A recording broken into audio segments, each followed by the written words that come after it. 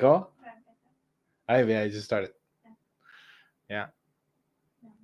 I have. I'm live. Check market buzz. Market buzz. Market buzz. But I'm late. I should have said it 4 minutes ago. So yeah. Hello everybody. Welcome to another episode of Market Buzz.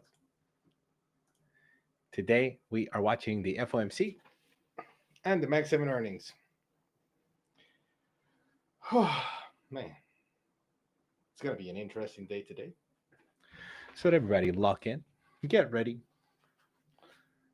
and let the trade begin. Well, I might not be trading. My trades are already placed for this. I lost $50. Hello, Graham. I'm good. I'm good. Yourself? All right. I need to find. I'm so behind so many things. All right. So to get this out here.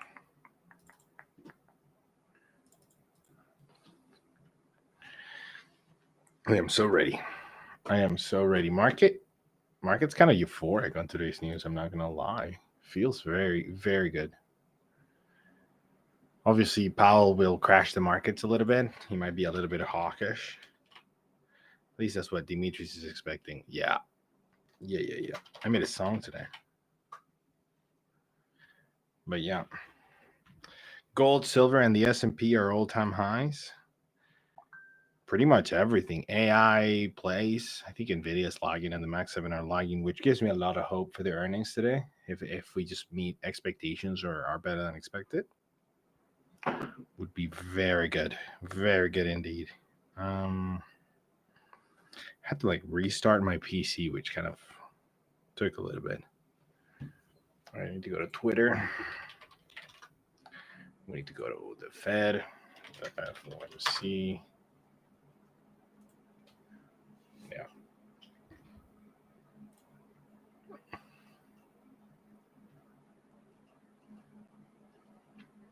I'm going to go for the statement, and we have to see what the difference are. So, Timerios. I'm setting everything up. I've been taking a break because I know I'm going to be here for a while. I think I'm gonna have to stream today for a little bit. Today is heavy. Yeah, it's been nuts. I'll show the charts actually. Even oil is sitting at all-time highs. Market did turn around a little bit, eh? Funny enough, a lot of my plays are actually up, which is good. It's like my portfolio is up, but the market overall is not moving much. All right, let's go here and let's share a little bit of a screen. Let's go to layout. I'm gonna go here, and I'm gonna try to share screen. And we're gonna go here.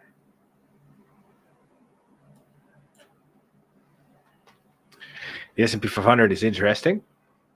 Interesting for sure. The AI plays are finding a footing.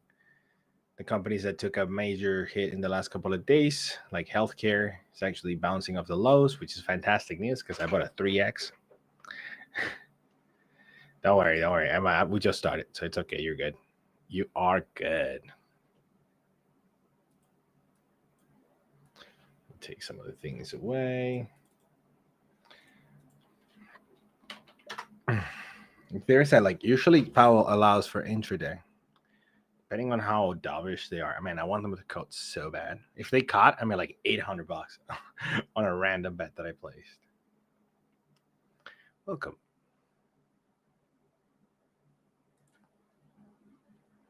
Yeah.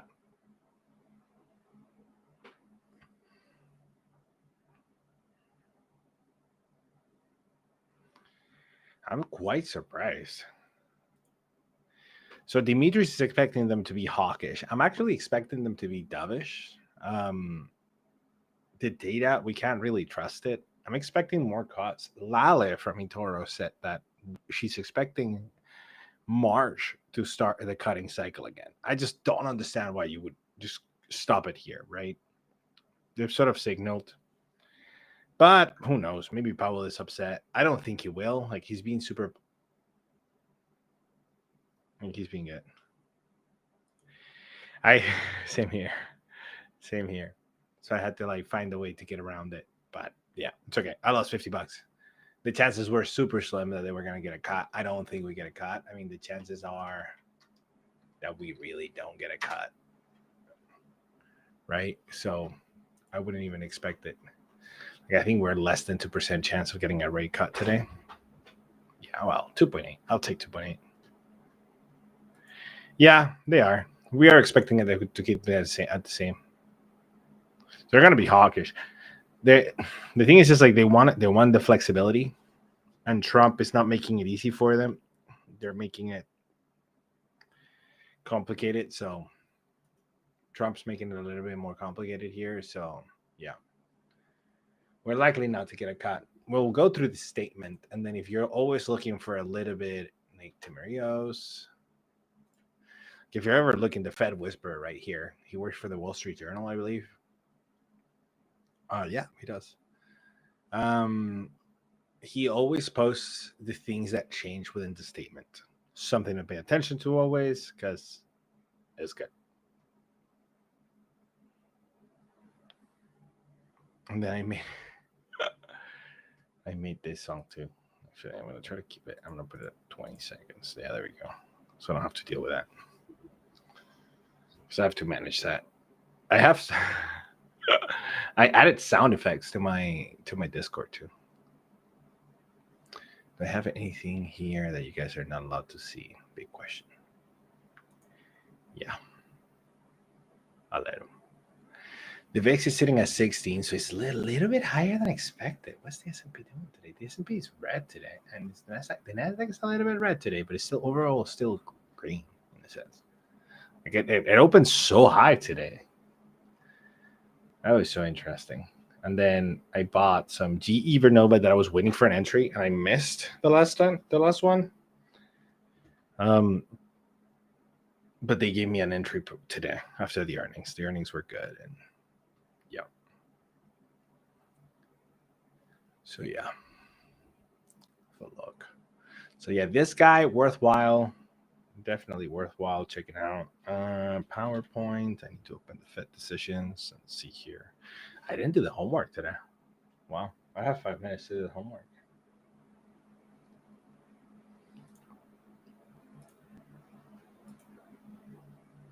We don't get summary. We're gonna make projections on this one. No, we don't.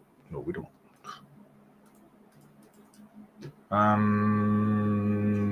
We don't get summary. We're gonna make projections. We get that in March. So, I mean, the numbers have been so weird, and the Fed is not trusting the data. That's the reason that we're thinking that they're gonna stop. There's a lot more does in the Fed right now, but it doesn't seem like we're gonna get it our way. If we get it, Intel bounced off the lows. I called this trade. I feel so good. But this was a quick one. Like, you had to be so quick on this one. The increased volume is telling me that this is not done, right? Like, we're just seeing more volume coming in. This is just like take profits while you can, retest. We could come back down. I mean, this could be a bubble, but we'll see. All right, let me put in the guy that speaks in my ear. So we're expecting the interest rate to stay fixed at 3.75%. It'd be so good if I get it right. It'll be so good. I should have put another $50 on that trade, but it's not a trade. It's a bet. I don't bet. That's the thing. So I'm just like I had a feeling. I had a really strong feeling. So I put $50. I put my casino funds into a bet. But yeah. My stocks are liking. Intel is up. Fluence is up. Fluence is at 31. And I made this song today. Wow. I'm gonna share.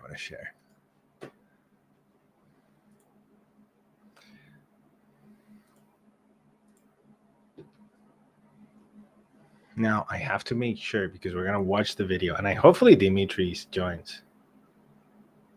Yeah, it's true. No, they probably won't, right? I mean, like, that's probably inflationary if there's any issues there, right? So, but I don't think they would. Like, they have to wait and see what happens, and they'll act accordingly. I just don't see the Fed caring at this point about that. So I wouldn't take it into consideration just yet. It's a problem. I need to be so careful when I do this. I don't like this.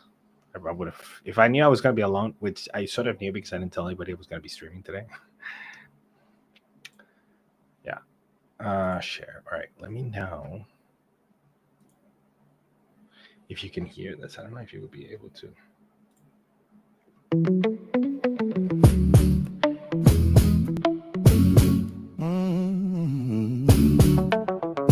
I don't know if you guys will be able to hear that. Oh, that highs flashing on the screen. Ever talking gas ain't safe and clean. Market at highs, we room at peak. Session talk on the non-stop beat. Trump is crazy stuff. Never just dreaming, Monday down. So they buy a rock in the hall downtown. Be 5% just to lock it down.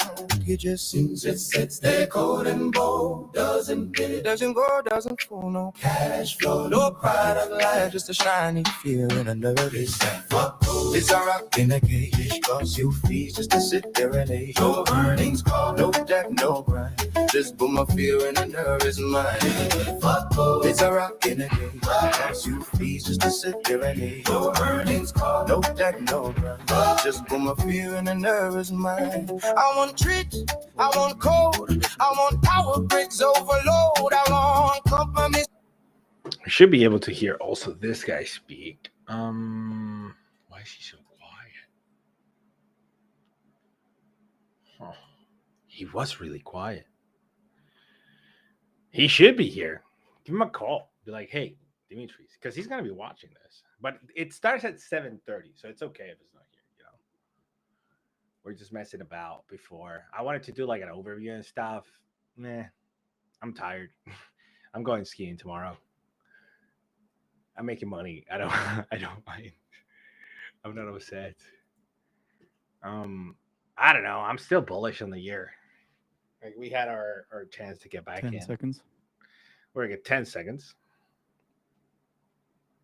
This is what I hear. This is like my life. Like this is what you guys hear. Like this voice is always in my head now. No change, no change. Rate remains unchanged at 3.75% as expected. Looking to the statement now, the Fed voting 10-2 to hold the benchmark rate in 3.5 to 3.75% range. Governors Waller and Myron dissent in favor of a 25 basis point cut. The unemployment rate has shown some signs of stabilization. So the unemployment rate has shown some signs of stabilization. Job gains have remained low. Inflation remains somewhat elevated. Unemployment rate has shown some signs of stabilization. Uncertainty about the economic outlook remains elevated. The Fed have upgraded their assessment of economic activity and says it has been expanding at a solid pace, say that they are attentive to risks on both sides of the dual mandate. So yeah, this is a little bit more hawkish because it says the Fed reaffirms a statement on longer run goals, monetary policy, both mandates. They should have cut. And their monetary policy strategy. They should have cut. I'm in the cat that they should just continue to cut just a little bit more. But well. So for the markets then, S&P 500 saw a little bit of a move towards the upside here, as again there were two dissenters, Waller and Myron, dissenting in favor of a 25 basis point cut. There was also a part in the statement where it cited that the unemployment rate has shown some signs of stabilization. Treasuries are steady as the Fed holds rates with two dissents there. Dollar little changed. S&P 500 just whipsawing as well. Not really much of a reaction here. Let's have a look. I mean, like we were expecting this, so this is just it reaffirms the theory. We have posted the FOMC rate statement as well on the feed for those interested.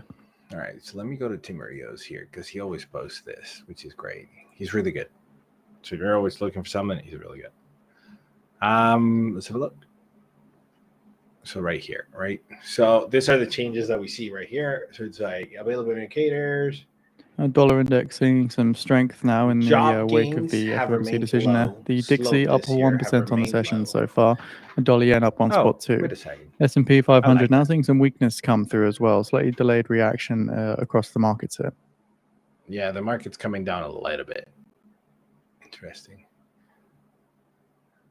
this unemployment rate has shown signs of And stabilization. US short-term interest rate futures are sliding as the Fed keeps the policy rate on hold.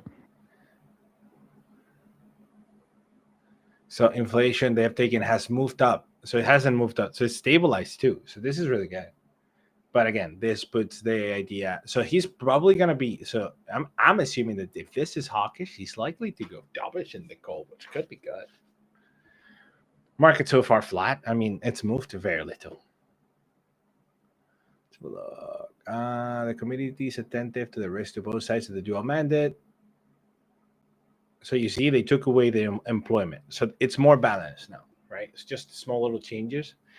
It's crazy that we pay attention to like so little, but it's important.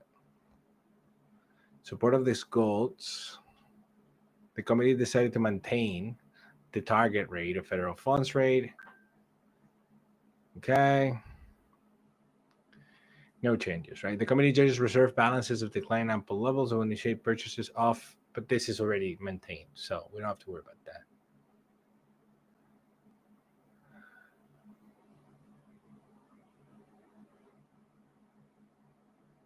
Yeah. Okay. Right. So let's have a look, and then this is monetary policy. The Federal Reserve. US Treasury 10-year yield rises further as the Fed stands pat. Last up 4 basis points around 4.26%. The Federal Reserve System, but it aims to maintain 6.5 effective. Right, as a part of the policy decision, the Federal Open Market Committee voted to direct the open market desk of the federal to instruct or otherwise to execute transactions in the system open market account according to the following domestic policy directive. Undertake open market operations and the federal funds rate. Okay, that's fine. Conduct standing overnight repurchase agreement. Okay, and then conduct standing overnight reverse repurchase agreement 3.5. The limit of 160 billion per day. So that's the flow right there. I wonder what changes are based on this, because this is increase the system of market account holding securities through purchases and treasury bills if needed. Account holdings of securities through purchases of treasury bills and other treasury securities with remains. Ooh, is this new? Is this new? Oh, wow. Wow, really?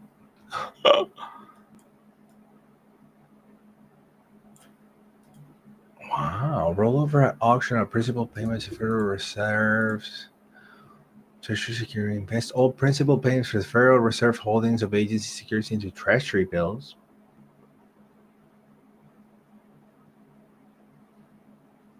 Is this liquidity? Are they adding liquidity back into the market? Ooh. What? Where's Dimitris? Where's Dimitris when you need him? Where's Dimitris when you need him? Okay, I'm going to start sending messages.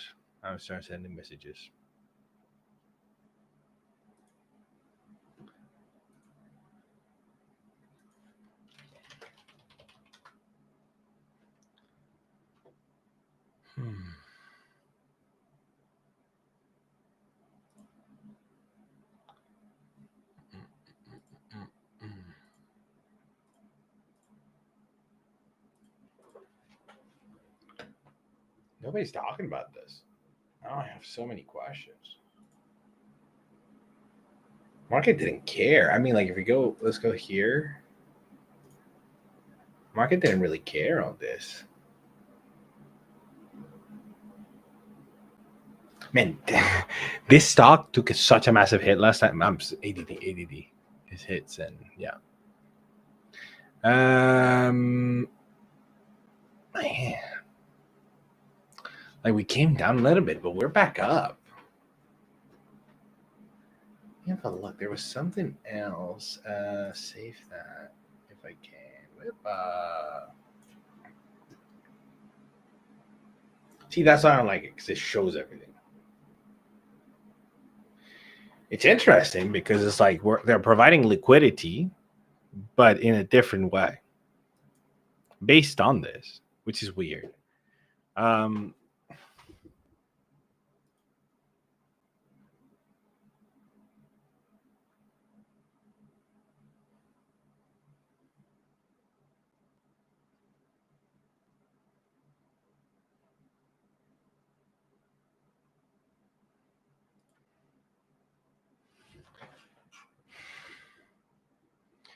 like I'm not 1,000% sure, and I want to double check this, but because the thing is like I have to check what they were doing before because I know they were buying treasury bills already, but they are increasing. So now they're extending. They're not buying 1 to 12-month treasury bills. They're going into 3 years. This is liquidity. This is injection. This is. And then I want to see what the levels were before too, because it's like I need to go back. Give me a second. I just need to open both. So yeah. So this is normal, right? This is what we were expecting. This is no big deal. This is what we were expecting. They didn't change it. That's fine. But there were some changes. The thing is like there are two tools that they have. It's like the balance sheet and then the interest rate, I believe, that the Treasury has. So those are the two sort of levers that they can play with, right? So it's like they left the interest rate fixed, but then they're inserting liquidity into the system by like buying this and giving money to the like re-injecting that money into the economy by buying more treasury bills through government backing and all that stuff. The thing is apparently the Fed has been intervening with Japan to get the dollar lower. And sort of like maybe like if we look at treasuries, let me have a look at treasuries here. Because that's what the thing that might have actually affected here. US treasuries. Let me have a look. Yields. Is this based on the yield or the price? Man, I'm so tired today. Yeah, market's up, man. Market's up. I'm up. Well, market's up. When I say market's up, the White House there to meet banking and crypto executives on Monday. I'm up. Just to let you know. But yeah. So this kind of puts it in. Man, I don't know. So effective 29th of January, they are increasing purchase agreements in many different levels. They're inserting the Department of Energy announces a realignment of their critical minerals program. Where's Demetrius when you need him? Where is Demetrius when you need him? He's probably in the gym. Okay? So I don't gym. I ain't nobody got time for that. I would put a song because yeah. Changing the game now, no matter which leg you're singing. Gold didn't build the God. Gold didn't train no models loud. Gold didn't shit no pure, no phone. Gold just sat in a hole, no style. S&P's gonna be sideways, yeah. That was a little bit up. It pretty much reclaimed back. To meet with banking and crypto executives on Monday to discuss crypto legislation.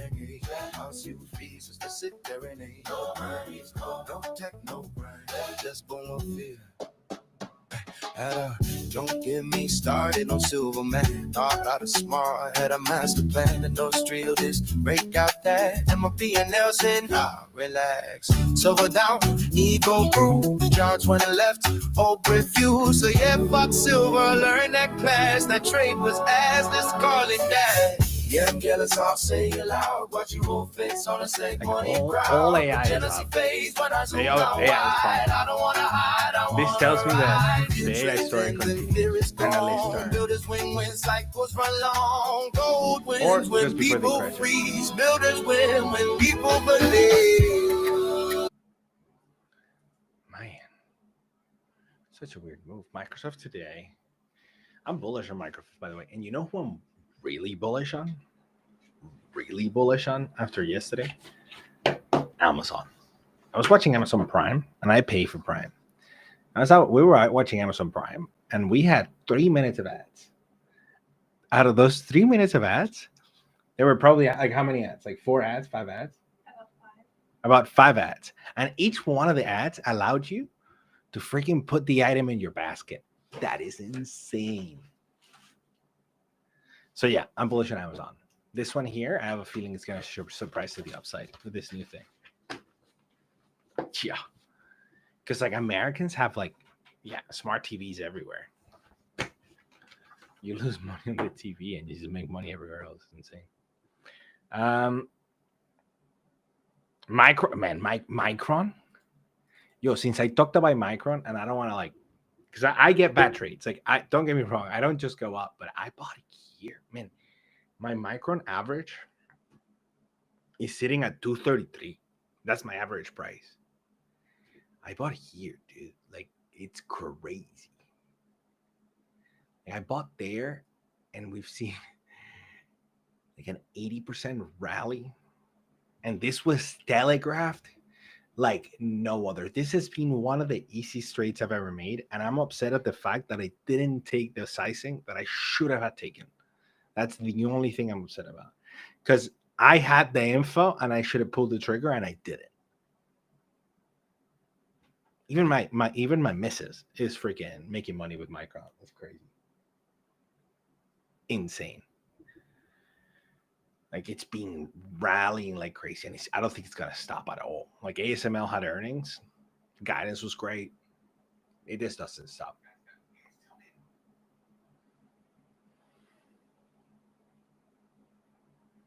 But yeah. All right. Okay. It's forward. And like, look at this. This is still a forward P of 9. So if like they meet expectations, this company booms. So something to pay attention for sure. What's I gonna do? Yeah, it's crazy. I've been selling out because I bought a 3x.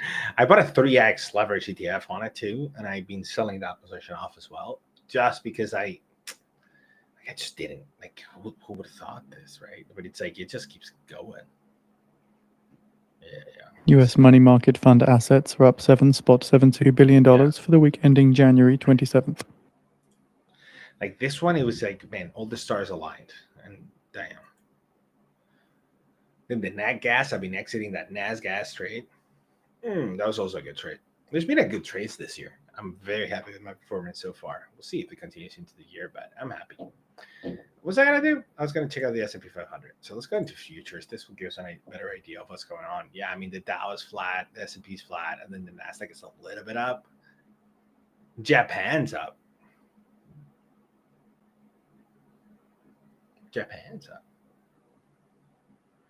Look, platinum is beating silver today.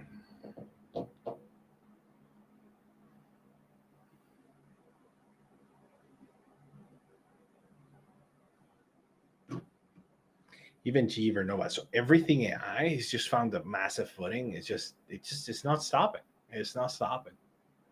Like, there's got to be hiccups for sure. Even Intel had them hiccups, but I don't think this story ends. Not yet, at least. Not yet, at least. So yeah. What was I gonna say? Yeah, even if we go to the 5 minute, right? Performance. Let's go here. This will give us more. Excuse me, the daily, and I don't like that. So yeah. If we go to the indices, we can go to the. I don't know if this changes. I don't think it does. I think that's going to be the daily, but yeah, just not major moves. I mean, like the market is anticipating when Powell speaks, it's probably going to be a little bit hawkish. So, and then throughout the call, he's like, "Hey, we're just waiting for data. We still don't trust it." And then we have the possibility. What's the possibility of Polymarket having? Polymarket. Let's have a look. And then we're going to go into government shutdown. So this come down a little bit, but we're pretty much calling a shutdown. Market's calling a shutdown here at 73%, 76%.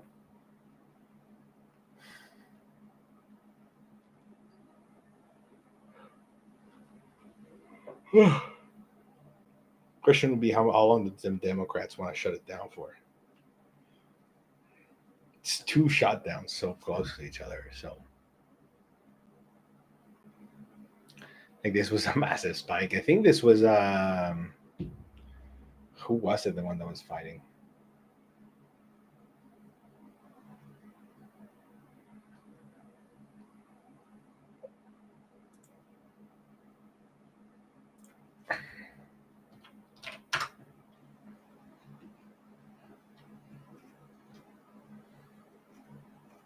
I'm flat to where I was. My options. I'm making money on my options today, which is great. Great.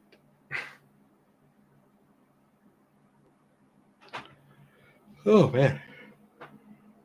Whew. So we got 13 minutes more. Feel free to ask. I'll have a look at companies and stuff for a little while too. I'm sad we didn't get the cut. Let me have a look at Fed decision in January. Like this goes to zero now. Bam. It was pretty much at like here. I think I bet it here. So I could have taken profits maybe, but I didn't.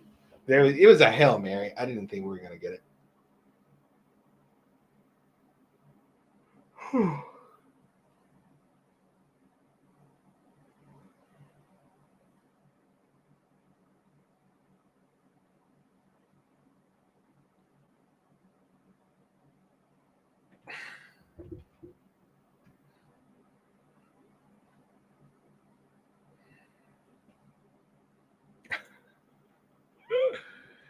Did I write? I was making a song about Mara too. Oh man, I still like it. I still hold it in my portfolio. You know, it's been dead money for a while now, but I still hold it. I still believe like it just takes like one good deal. And I think that they got a deal. Like they're gonna get a deal soon. I'm the only one talking about Mara at this point. We used to have like what was his name? Mara, lovely Mara. Wow, what's his name? Charlie. Talking about Mara.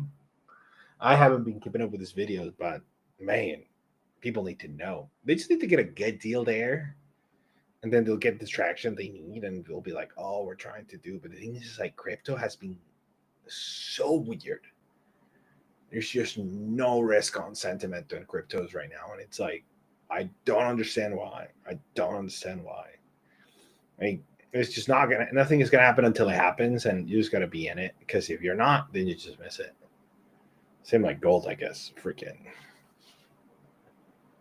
But it's been so rough. It's been So in so 10 minutes' rough. time now, at the bottom of the hour, do get the FOMC press conference with Chair Powell. We do have a live video in the calendar. We'll get it out on the feed as well for those interested.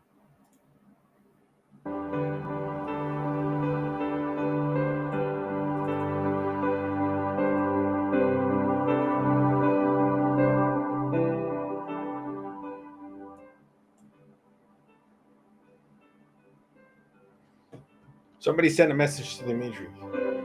Mara's earnings.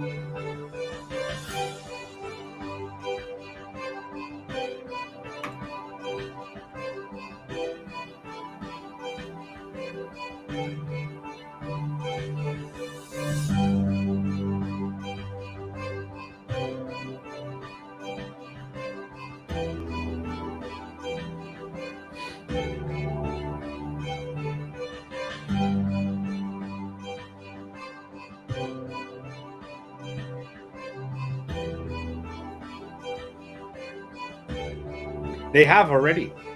They did. Mara already did. This is what I'm waiting for.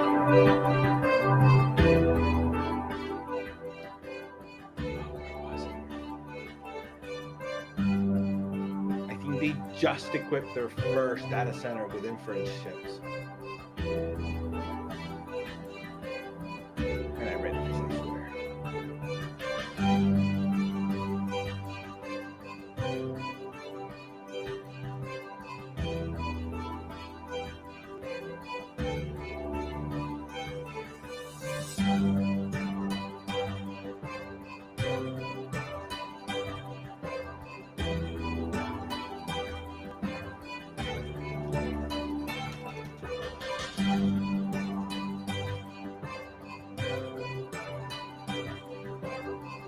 They might actually do it this earnings.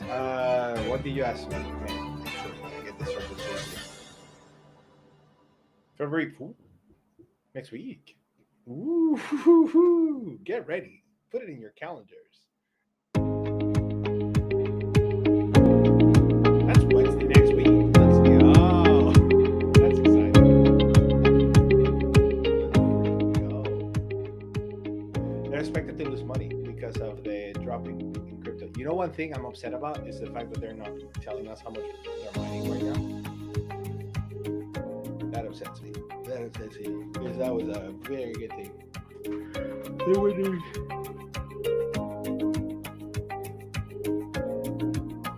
You know what, Mike? You know what I might? Oh, for sure. I'll stream it. I have to watch the last one. I didn't watch the last one. But I definitely have to. Like, it can 100% move in earnings. Usually to the downside, but we're so low already. Usually when we're in the 20s, it goes down. But it's like when it's in the 10s, look at this. So, you know, take it with a pinch of salt, I guess.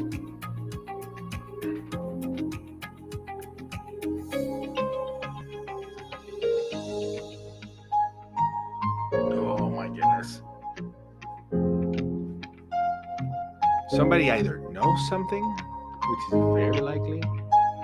I just don't want to hear anything about CapEx. Like, either keep CapEx the same or increase it. Don't slow it down. That would be pandemonium. Like, that would be get out of all of AI. Any slowdown to CapEx is GG's. The market will take it so bad.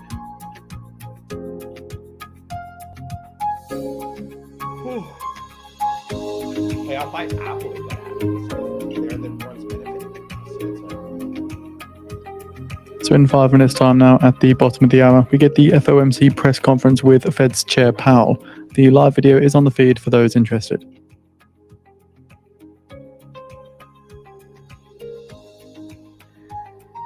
US Senate Majority Leader Thune says, "I want to get funding done here and not sent back to the House." Oh, you might be able to hear this, actually. Let me have a look. I don't think you might. I don't know if you might.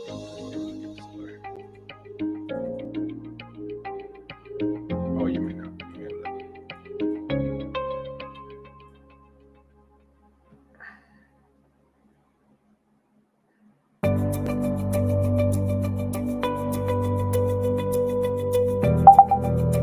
Oh, you might be able to hear this. Okay, yeah, you might be able to hear this,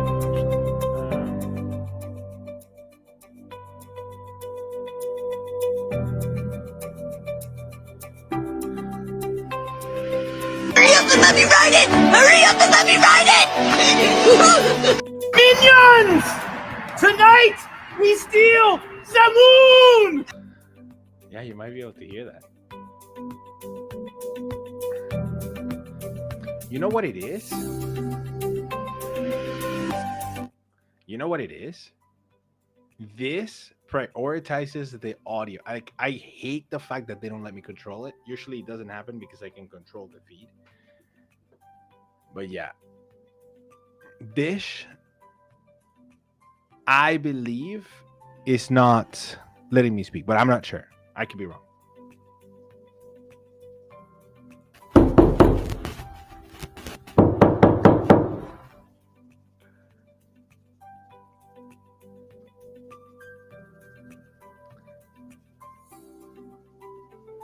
Baja más, compramos más. Baja más, compramos más. Compren. Listen, Tranquility Base here. The Eagle has landed. Buy me Prada, Balenciaga, love the drama. They say money can't buy happiness. Look at the fucking smile on my face. Tell me that's not good. Tell me that's not good.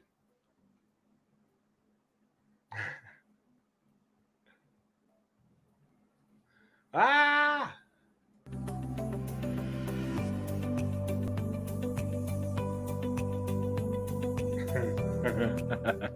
It's so good. Let me text Dimitri. Maybe he has to be watching this, right?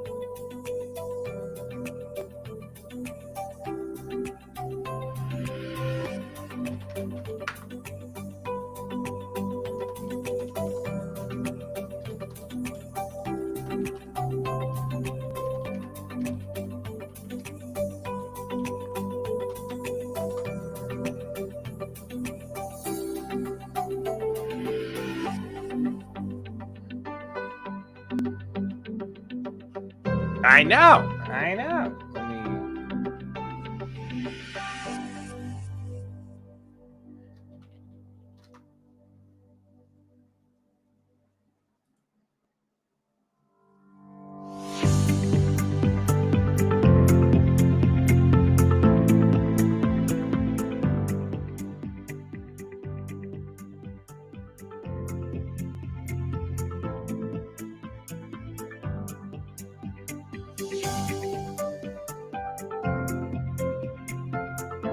Shortly expecting the start of the FOMC press conference with Chair Powell. Again, the live video is on the feed for those interested. likely. Buy more big.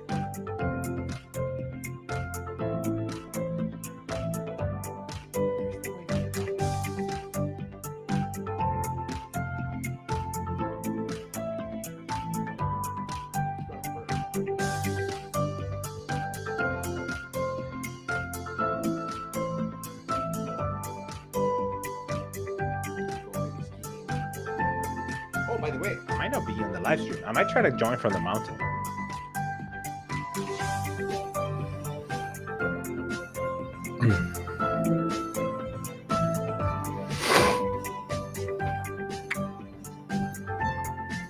I try to join from the mountain.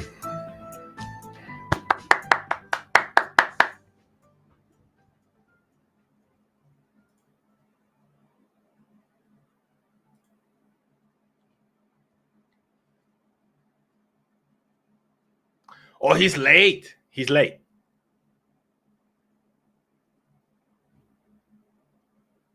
Oh, he's not late. Oh, no laptop. Oh, no, the laptop is out already.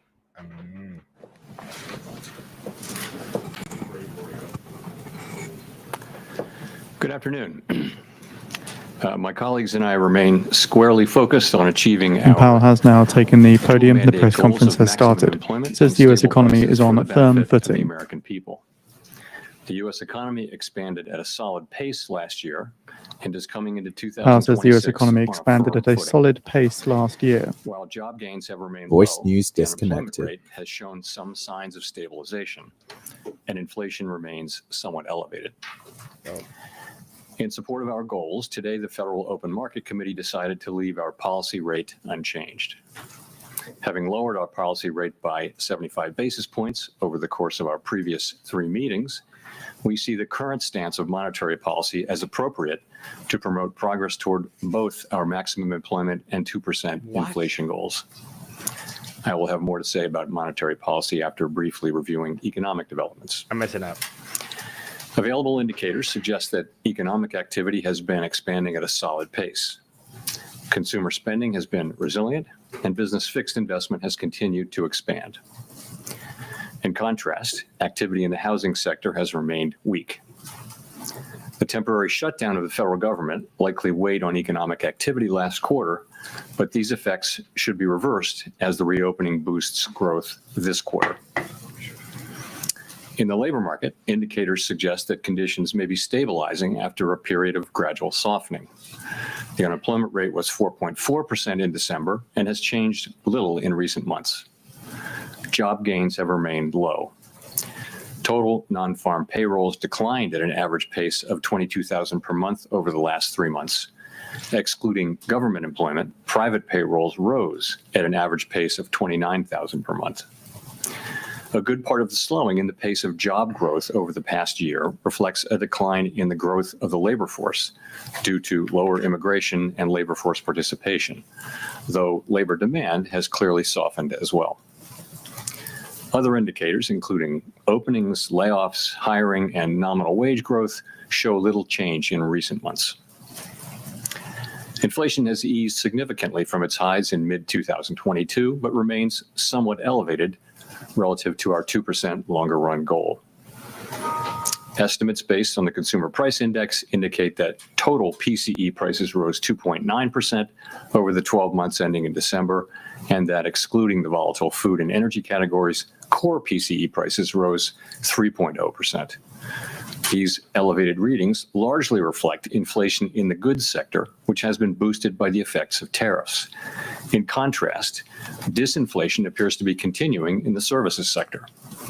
Near-term measures of inflation expectations have declined from last year's peaks, as reflected in both market and survey-based measures.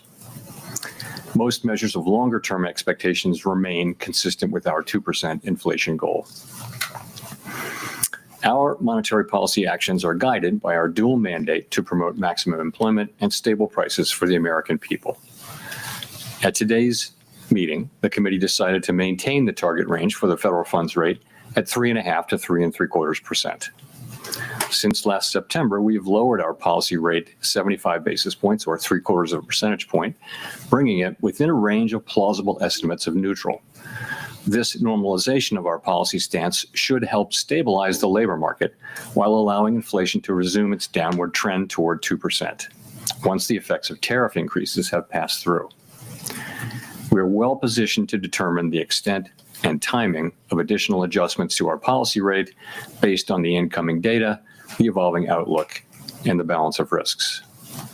Monetary policy is not on a preset course, and we will make our decisions on a meeting-by-meeting basis.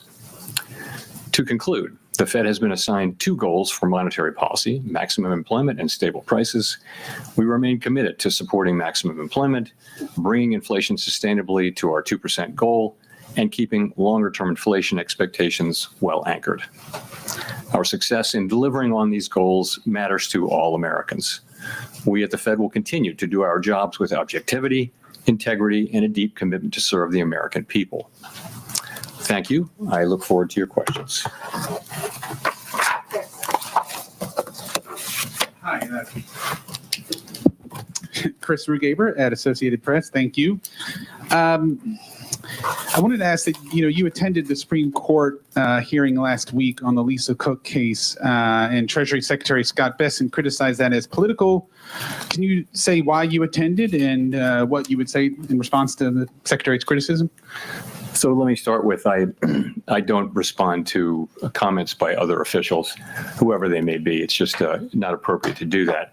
I will tell you why I attended. I would say that that case is perhaps the most important legal case in the Fed's 113-year history. And as I thought about it, I thought it might be hard to explain why I didn't attend. In addition, Paul Volcker went to a Supreme Court case famously in, I guess, 1985 or so. So it's precedented, and I thought it was an appropriate thing, and I did it. Great. And then just quickly follow on the job market. You mentioned last month that the household survey might be distorted, and you also mentioned the potential for overcounting jobs, which would suggest that we're still in a negative hiring pace. So do you see the drop in the unemployment rate as solid? And what's the basis for saying that things have stabilized? Thank you. So, yeah, really two questions. One is, so we're getting through the distortions in the data from the shutdown.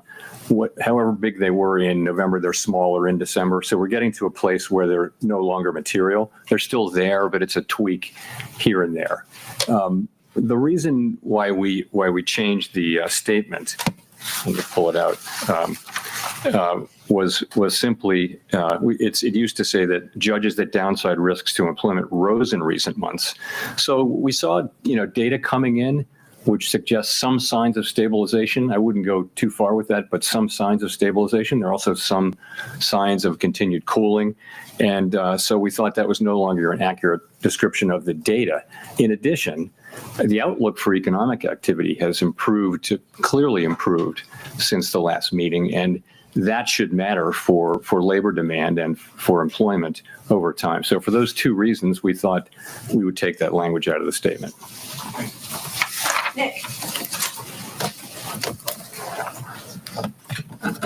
Nick Timrose, The Wall Street Journal.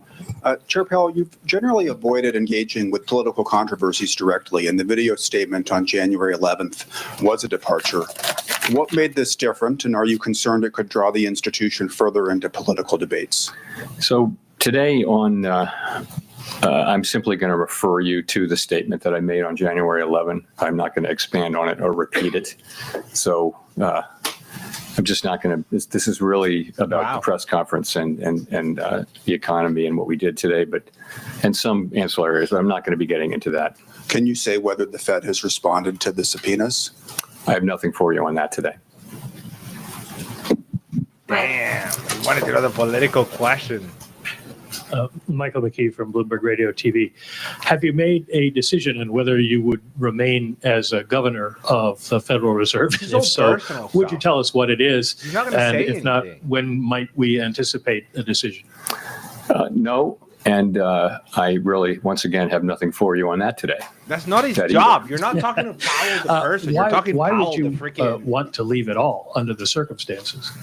Again, I don't want to get into this. Not something I'm. There's a time and place for these questions, but not something I'm going to be getting into today. Thank you. Like, ask him about monetary Claire Jones, policy. Financial Times. Thanks a lot for taking my questions. In another one that might, lead to a similar answer. We've seen quite big movements in the dollar over recent days. What do you think is driving the US currency lower? And have you been at all concerned just by the extent of the volatility we've seen this week? Thank you. So, Claire, as you probably know, we don't comment on the dollar. Really, the administration, especially the Treasury Department, has the job of oversight over the currency and exchange rates and all that. We don't comment on that. It's not our role. So I have nothing for you. But, what's your view on the market movements? What do you think behind them? Is it asset managers diversifying? Is it? Yeah, I just don't. We don't talk about the dollar. We don't talk about what moves it around. It's just not appropriate for us to do so. Really, the Treasury Department has that. It's their role, their bailiwick, and we stay off it. We do monetary policy and some other things, but we don't comment on the dollar. Sorry. Which makes sense. Hi, Chair Powell. Neil Irwin with Axios. Obviously, no SEP in this meeting, but in light of the slight firming up of the language around growth in the labor market in the statement, should we assume that the timeline for any further rate cuts is pushed back compared to what people might have thought in December? Well, first of all, if you look at the incoming data since the last meeting, clear improvement in the outlook for growth. The data have come in, and sentiment, the beige book, everything comes in suggesting that this year starts off on a solid footing for growth. Inflation performed about as expected, and as I mentioned, some of the labor market data came in suggesting we're evidence of stabilization. So it's overall a stronger forecast, really, if that's your question. I'm not sure I answered your question. But in terms of timing or pacing of any additional easing. So we haven't made, what we'd say about this was that. Sorry. I know. It's because I'm using freaking Windows, dude. Give me a second. This is messed up. Come on. Yeah. I'm misclicking now.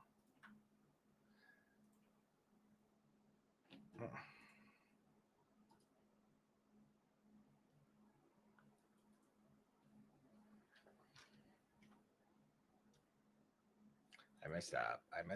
Give me a second. With questions you might answer. There's a time and place for these questions.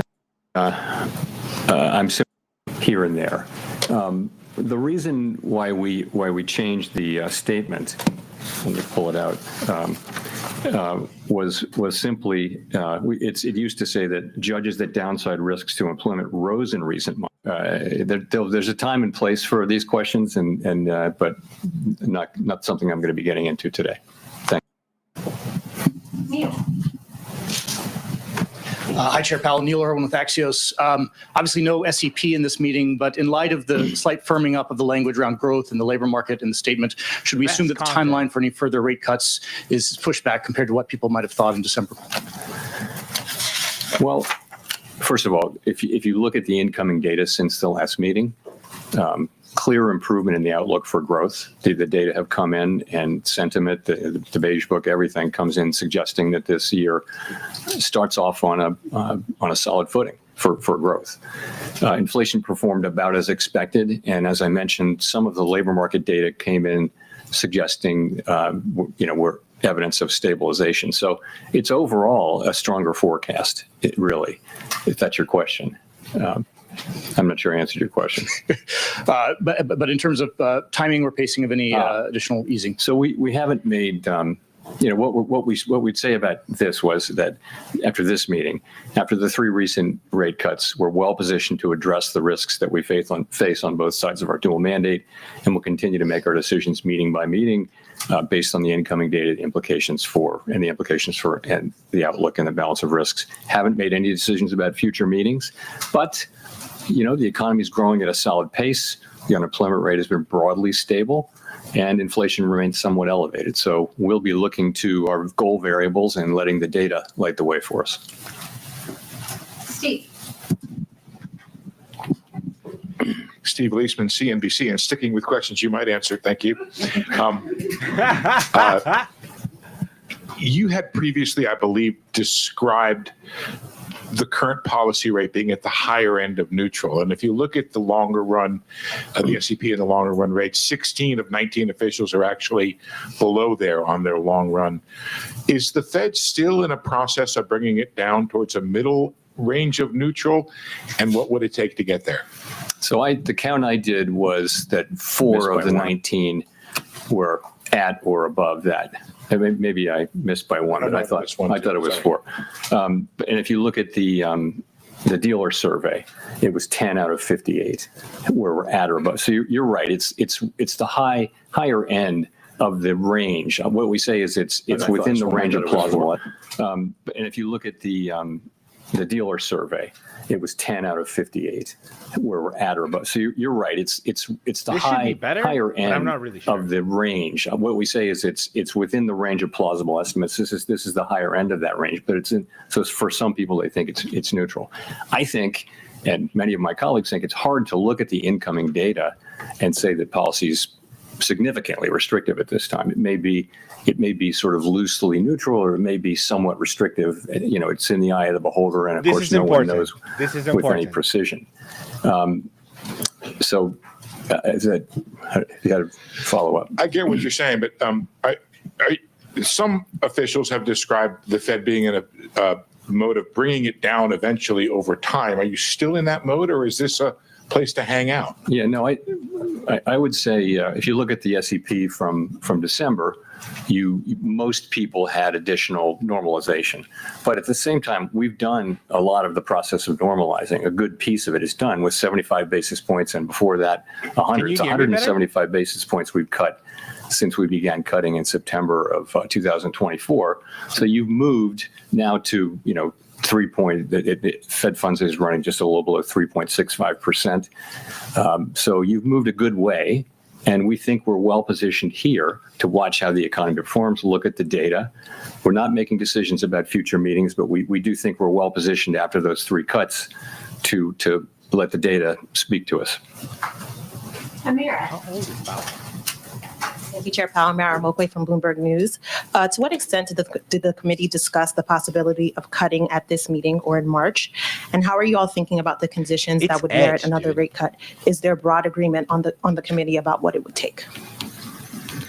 So there was broad support on the committee for holding today. Broad, I would say, including among non-voters. So that's where that was. Of course, some people did want to cut and dissented, but committee pretty broadly for holding today. We're not trying to articulate a test for when to next cut or whether to cut at the next meeting. What we're saying is we're well positioned as we make decisions meeting by meeting, looking at the incoming data, evolving outlook and all that.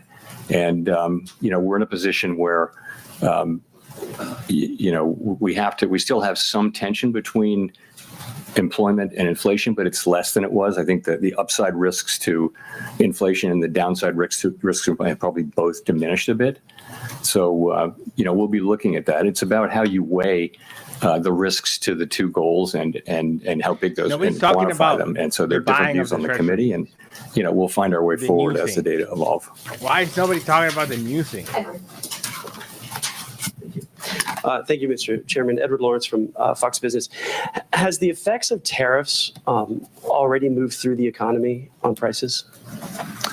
A lot of it has. So basically, there are many different estimates, and they're all highly uncertain. But most of the overrun in goods prices is from tariffs. And that's actually good news, because if it weren't from tariffs, it might mean it's from demand, and that's a harder problem to solve. We do think tariffs are likely to move through and be a one-time price increase. So most of the overshoot, if you were to take that out, inflation, core PCE inflation is running just a bit above 2% x the effects of tariffs on goods.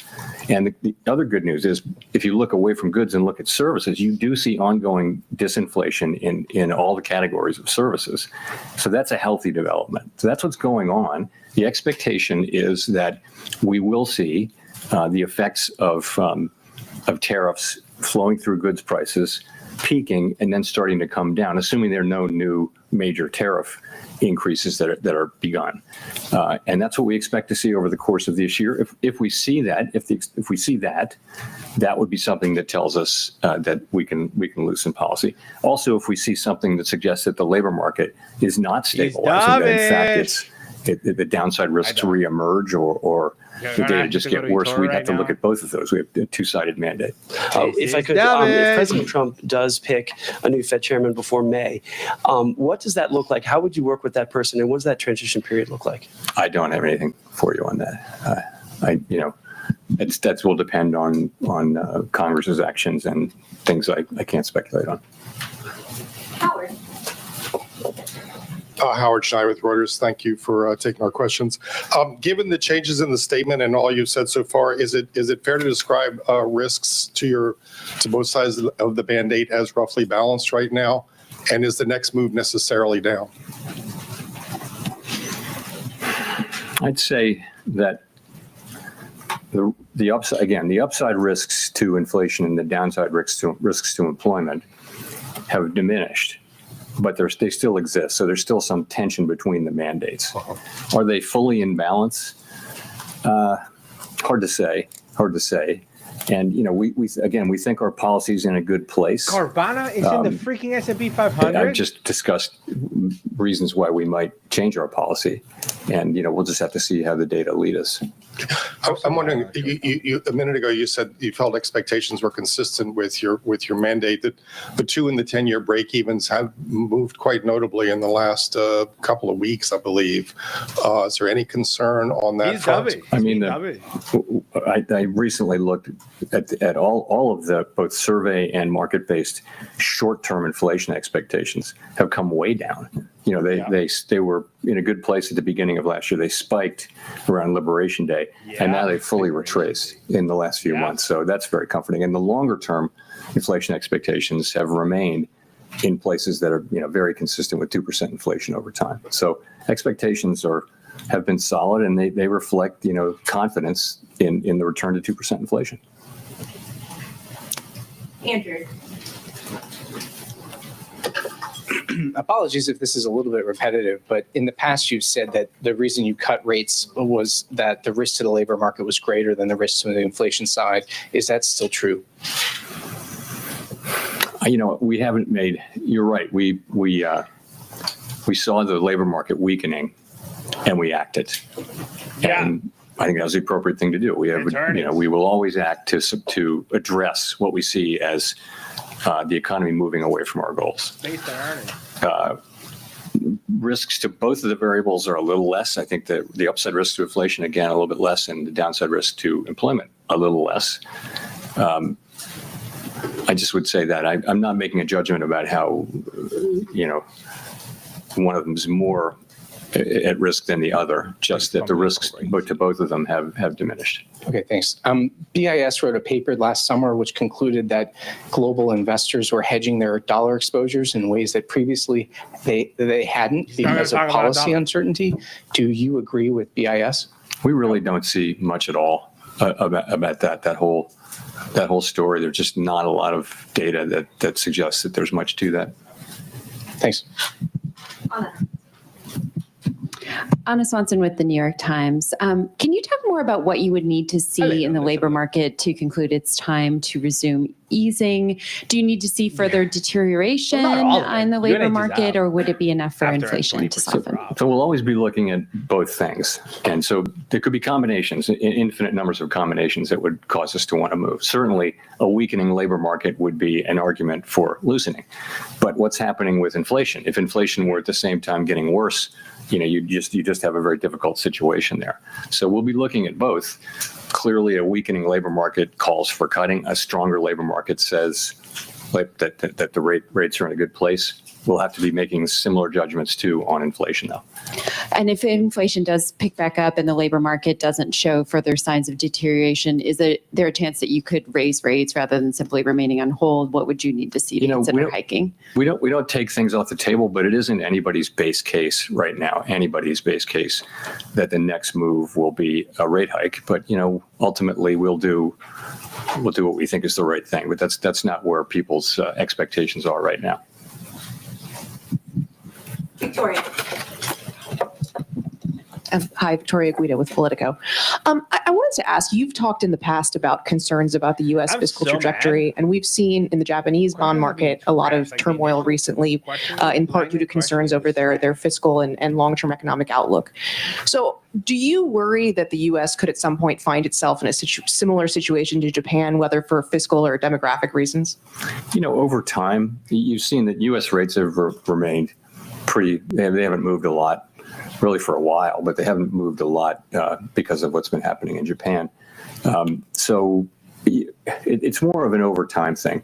The U.S. federal budget deficit is, uncontroversially on an unsustainable path. The level of debt is not unsustainable. It's very much sustainable, but the path is unsustainable. And the sooner we work on it, the better. But right now we're running a very large deficit at essentially full employment. And so the fiscal picture needs to be addressed, and it's not really being addressed. So that's important. I'm not in any way connecting it to some sort of near-term market event, but ultimately it's something we'll have to deal with. And that, in the end game, that's where you wind up, is in some kind of a difficult thing. But that's not where we are. It's not what Japan is either. But it's certainly not where we are right now. Does it reduce the effect of your rate cuts that longer term rates have overall not really budged that much? I wouldn't say that.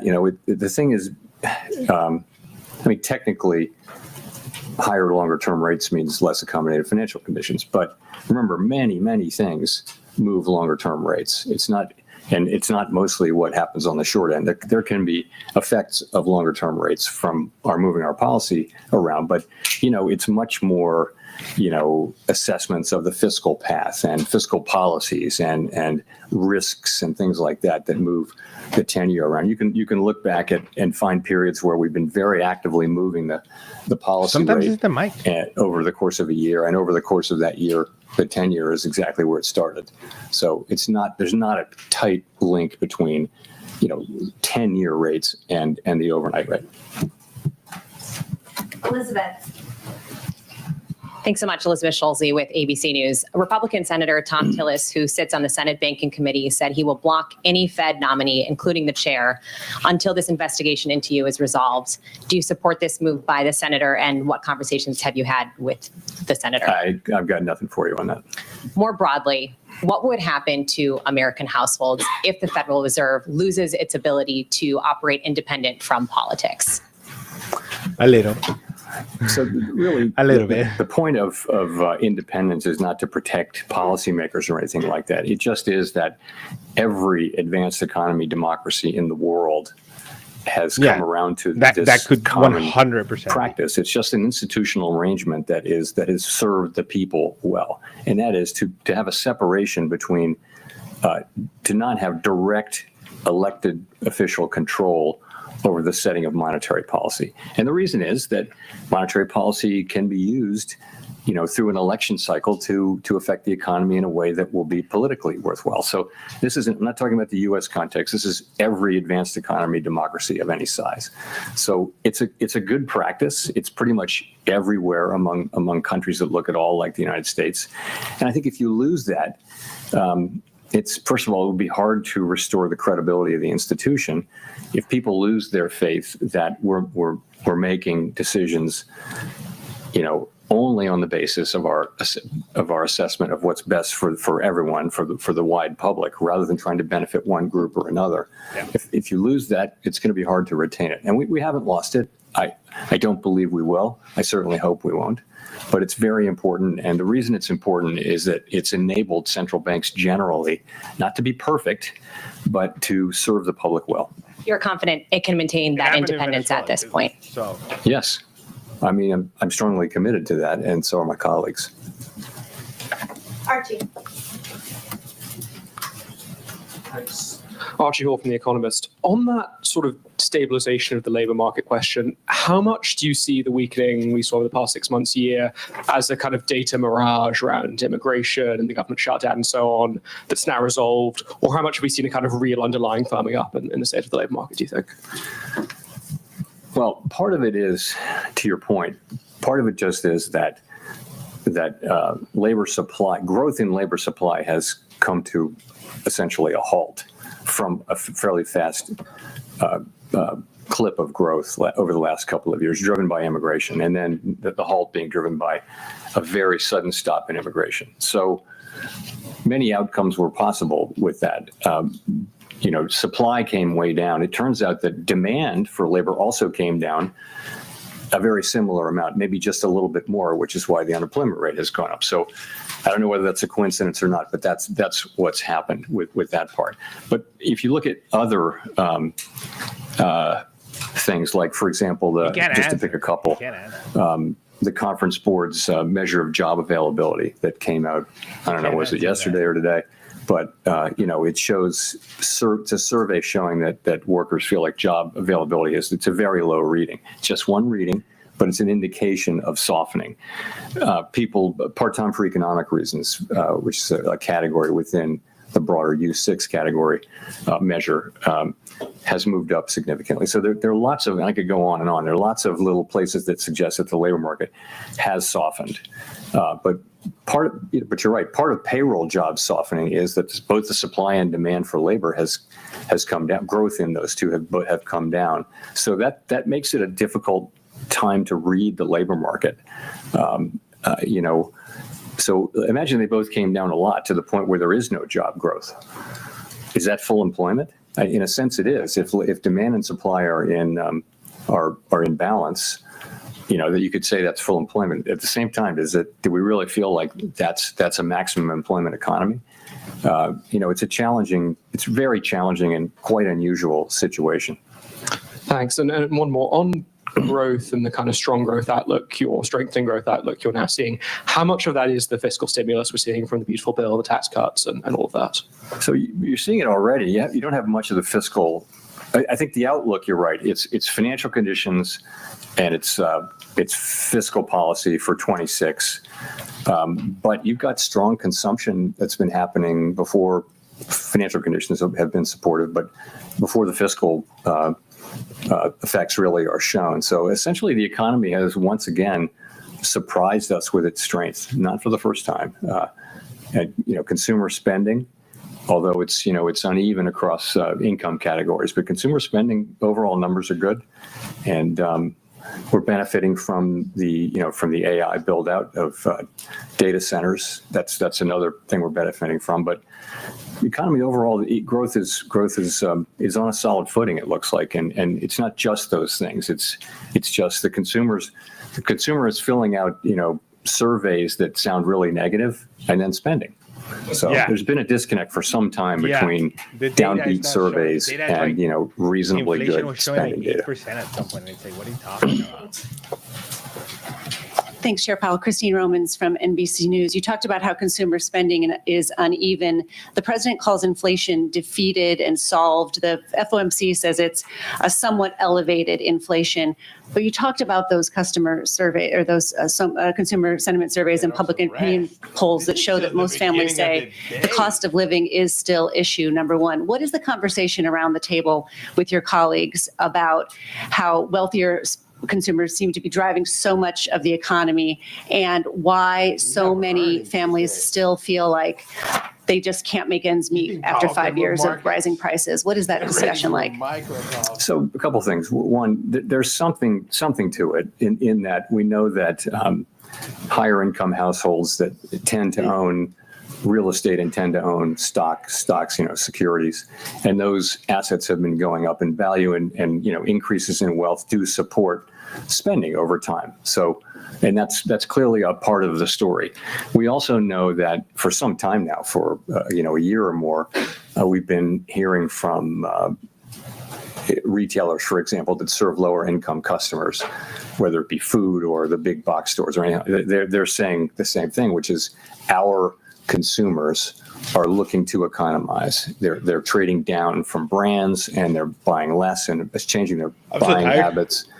I woke up at 6 in the morning to take my mom to the airport. That is a reality of what we're seeing. They're still consuming, but they're feeling it in a different way. I would say more broadly on affordability, we have a vast network through the reserve banks and also through the Board of Governors where we talk to small and large businesses and households, and so we do hear a lot about affordability, and we take that very seriously, and we take it to heart because one of our jobs is price stability, and so the best thing we can do for people who are feeling that squeeze is to keep inflation under control and, frankly, to finish the job of getting inflation back down to 2%.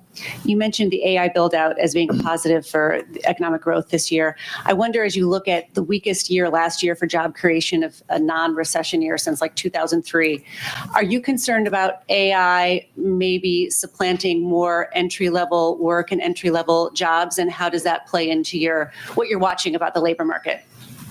So everyone, of course, is watching AI and the deployment and, trying to understand exactly what's happening. And there's a wide range of possibilities. It's hard to say.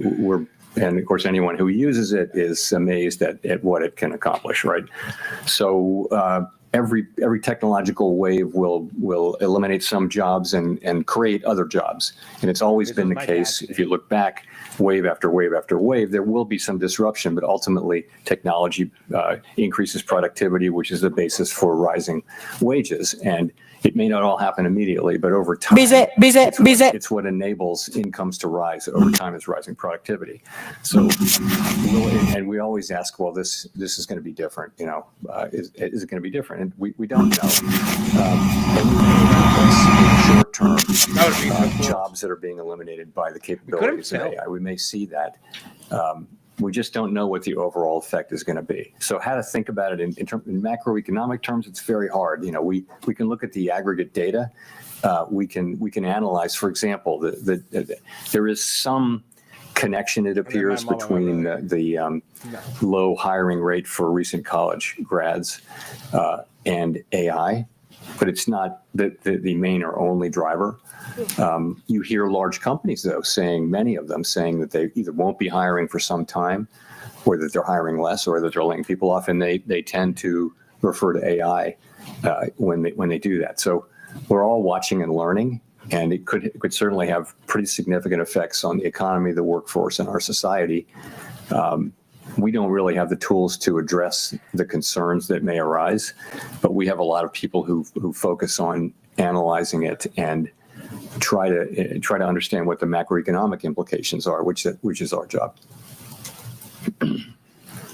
Thank you. Thank you, Chair Powell. Bayi from AFP News Agency. You mentioned earlier that on inflation, the broad expectation was for a one-time price increase and then for inflation to come down. And I was wondering, is your expectation still for inflation to start cooling in the second half of 2026? And if you could elaborate how far we are from target currently. Thank you.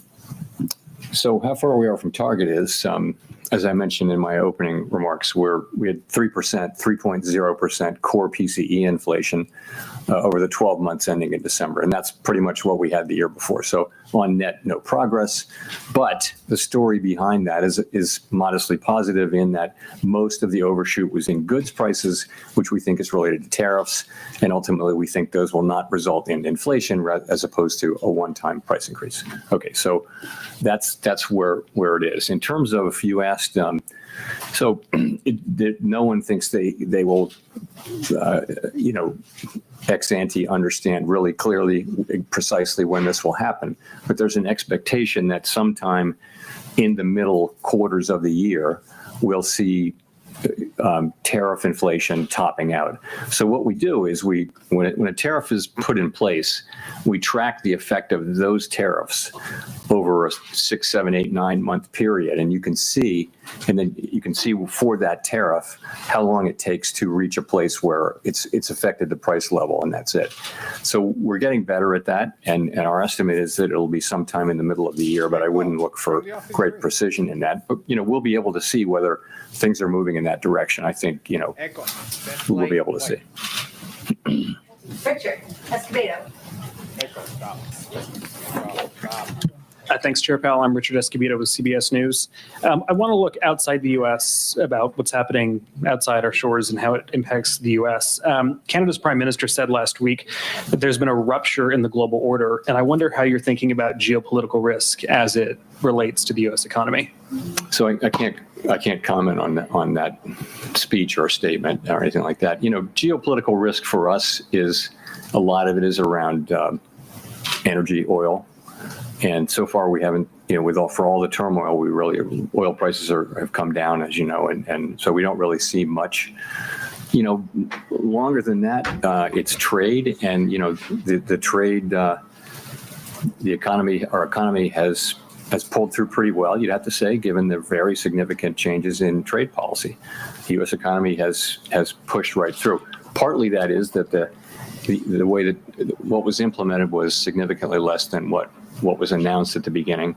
In addition, other countries didn't retaliate, and in addition, a good part of it hasn't been passed through to consumers yet. It's being taken by companies that stand between the consumer and the exporter.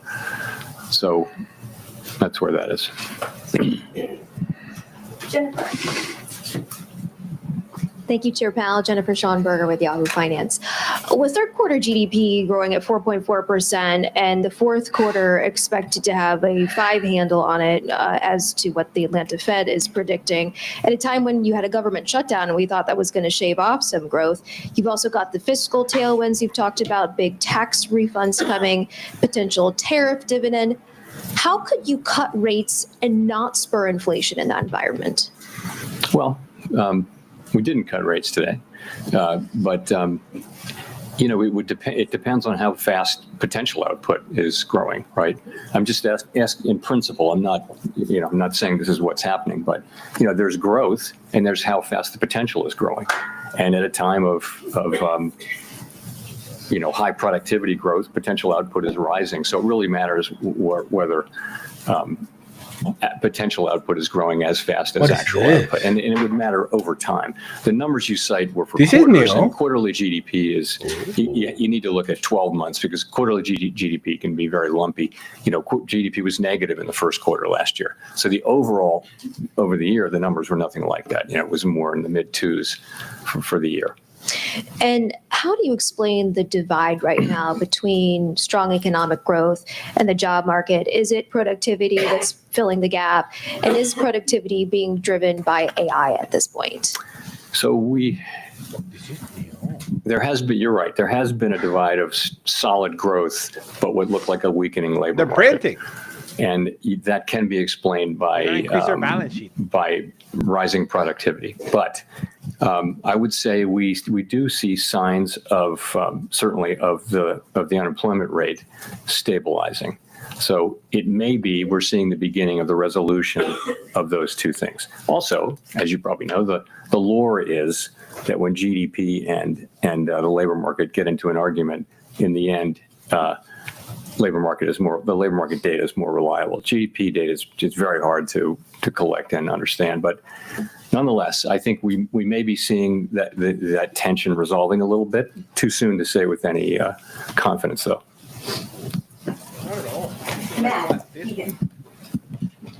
Matt Egan with CNN. Chair Powell, after today, you have 2 meetings left as Fed chair. You've obviously experienced a lot during your time as Fed chair, served under multiple presidents. I'm wondering what advice you have for whoever your successor might be.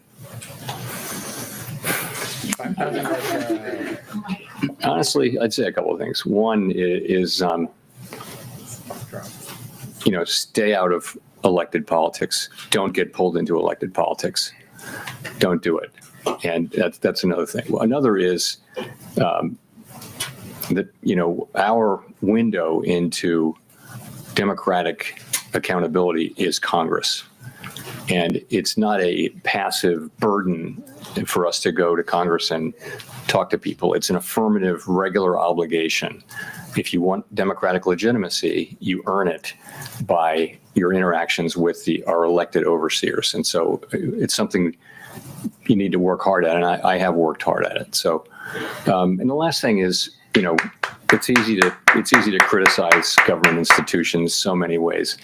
I will tell whoever it is, you're about to meet the most qualified group of people you not only have ever worked with, you will ever work with. And when you meet Fed staff, and not everybody's perfect, but there isn't a better cadre of professionals more dedicated to the public well-being than work at the Fed. Thanks for that answer. If I may follow up, as I'm sure you've noticed, gold and silver prices have experienced historic gains of late. And I'm wondering how much attention, if any, you pay to those moves and what message you may take from these significant price increases we've seen for precious metals. Don't take much message macroeconomically. The argument can be made that we're losing credibility or something. It's simply not the case. If you look at where inflation expectations are, our credibility is right where it needs to be. So we look at those things. We don't get spun up over particular asset price changes, although we do monitor them, of course. Nicole, for the last question. Hi, Nicole Goodkind-Barron's. Some prominent critics have charged that the Fed's economic models are somewhat backward-looking, but should be more forward-looking, incorporating things like productivity increases from AI. How do you incorporate current and future developments into your analysis and decision-making, and do you have an answer to those critics? If you incorporate that, you can't cut.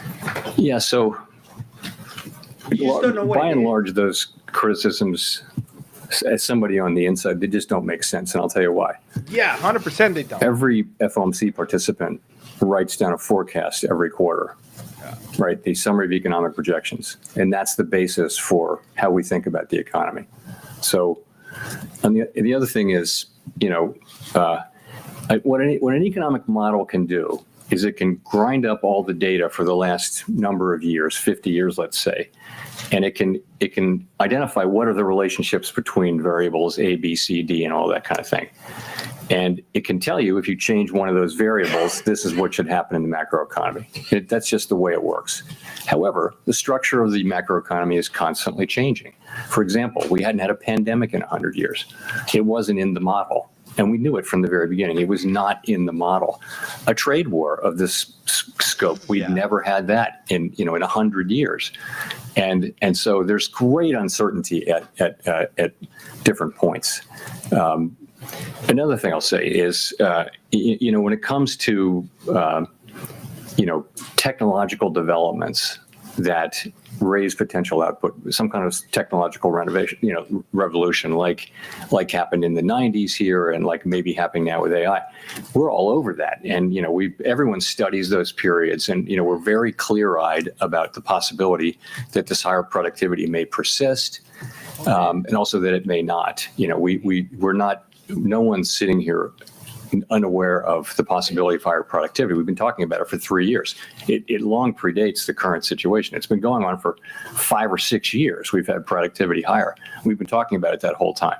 So it's very much on our minds, and we are well aware that higher productivity means higher potential output, and it changes the way you think about potentially inflation, growth, labor market, and all those things. That's all in our models.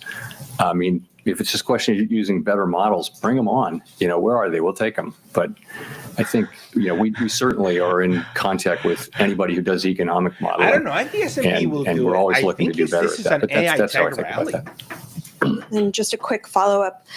We've been talking a lot about tariffs and passing through, and we've been talking a lot about them for the past few months. The trade landscape is still in a constant state of flux. Announcements, threats, negotiations, they're all frequently changing. So I'm wondering how you actually track these, what data or channels are most critical to follow this in real time? Trade? Yeah, the impact of tariffs and how they're changing. Yeah, I think our staff has done a really nice job on that, and they've kind of put it together in real time. So as I mentioned, a tariff gets put in place, you can pretty much track its effects on pricing and on everything. And so you build a model up from all of the tariffs. At the beginning, it was very much of a forecast. Now it's every cycle that goes by, it becomes more informed by actual data. And our forecasts were not far off. What changed was, as I think I said earlier, what was implemented was smaller than what was announced. In addition, we didn't see retaliation internationally, and I think people did generally expect that because we saw that in the past, and that really mattered too. And then the other thing is that pass-through didn't know how fast that was going to be to consumers, didn't know how much exporters would take, how much companies in the middle would take, and how much the consumer would take. And it turns out it's a lot of companies in the middle who, by the way, are pretty strongly committed to passing the rest of it through, which is one of the reasons why we need to keep our eye on inflation and not declare victory prematurely. Trump say anything? Thank you. We're done? We're done. Okay. Thank you very much.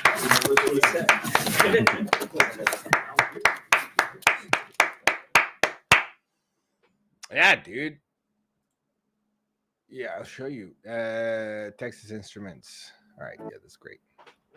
Back to our normal, regular programming. So if we go to Texas Instruments, you see Seagate? That was nuts, dude. This is nuts. The fuck? Dude, let's check this out. Well, not yet. But yeah, we survived.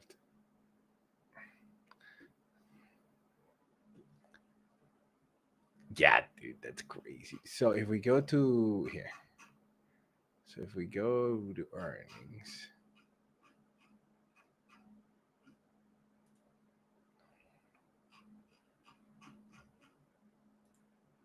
They're not going to give them to me? What? Okay, here it is. Man, last earnings, they took a big hit. Like last two earnings, they've just been getting punished. It's like negative 13, negative. Like this was like, bam, And like a couple of days later, it like recovered a bit, but it was like, it was down. And then, bam. It had really like earnings. Oh, he's going to say something. I just don't know what it is. He was supposed to be speaking today, but he didn't.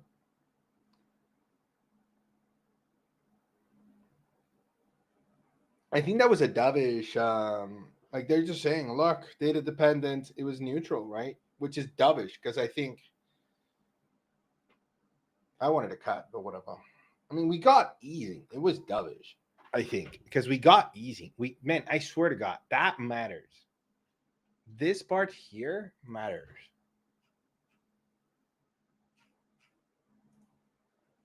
This matters. And they didn't talk about this. And I'm super surprised they didn't talk about it because they should have. But this is dovish. This right here. Bam. dovish. Bam. This. So if I press shift, nope. If I press control, nope. Oh, yeah. If I do, oh, nope.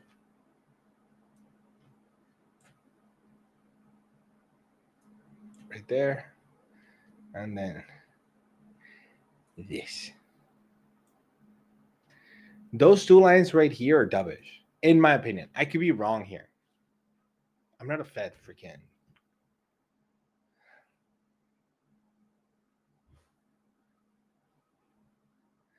And I wonder if this was increased.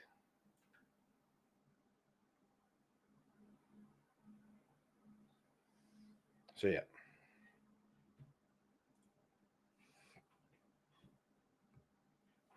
Now we have what? 30 minutes until data. All right, I'm gonna put music on. Onitoro. You never invest alone.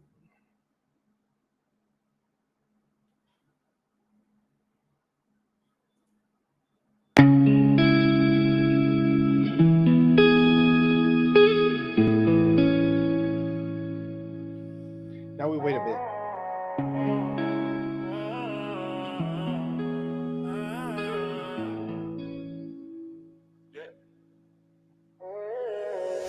They wrote it off, said it was done. Solo watch, no second run. From market love to market trash. First solo caught in the crash. Clean energy out of style. Rates went up, stocks went wild. From leader name to bargain bin. Wall Street counting it out again. They see panels, think it's old. Think it's China, cheap and sold. They miss the tech, they miss the edge. They miss who stands on US soil instead. They threw it down, called it done. But First Solar still stands in the sun. For a PE at 10.5. Growth price like it won't survive. Garbage label, bargain price. For a business built it last this cycle twice. While the crowd chased faster names. First Solar waited in the flames, oh yeah.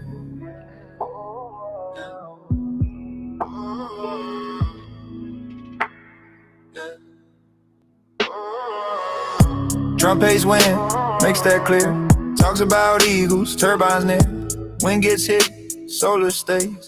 China panels in the global map. He hits Beijing, not the sun. Mess up. Solar slips while wind gets none. First Solar US made lines. Not cheap imports, different signs than our wind. They're not noise. The domestic supply for serious joy. Still with burn, go to track. While contracts stacked and margins cash for multiple says no hope. Backlog says you better go. Not a hype name, not a meme, just steady cash and long-term theme. While traders laugh at Solar name. First Solar plays a deeper game, oh yeah. It's not. It's freaking. I thought it was. Yeah, yeah, yeah. Data center, burning bright. Training model, day and night. Grid low, climbing base. Futures. Solar becomes a plug-in when it doesn't care about debate. It needs power at massive rate when demand runs past the grid.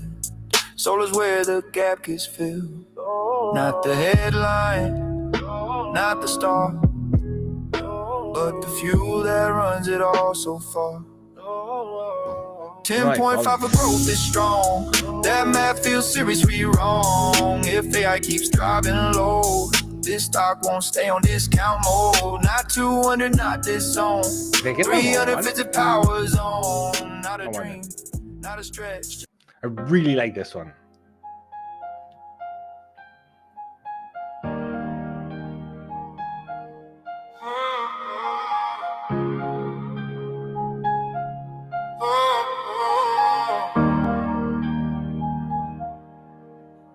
They were kings of the silicone throne, Intel inside every home.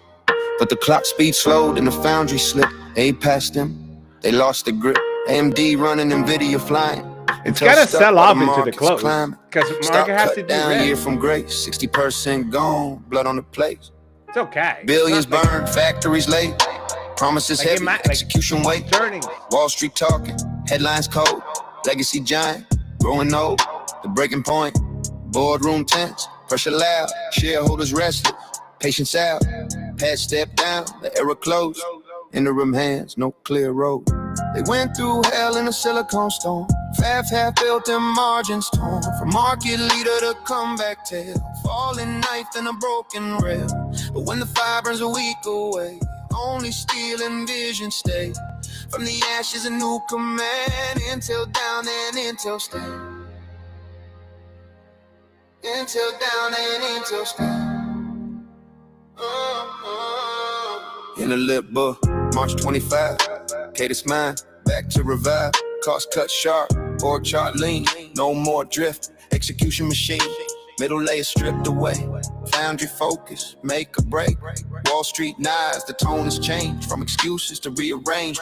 Jobs were cut, pain was real, but discipline brought back the deal. From chaos to control, retreat. Turnaround beats on a tighter beat. They went through hell in a silicone storm. This AI waves pride to form. From 60 down to hope alive. A stock that learned how to survive. Whoops, sorry.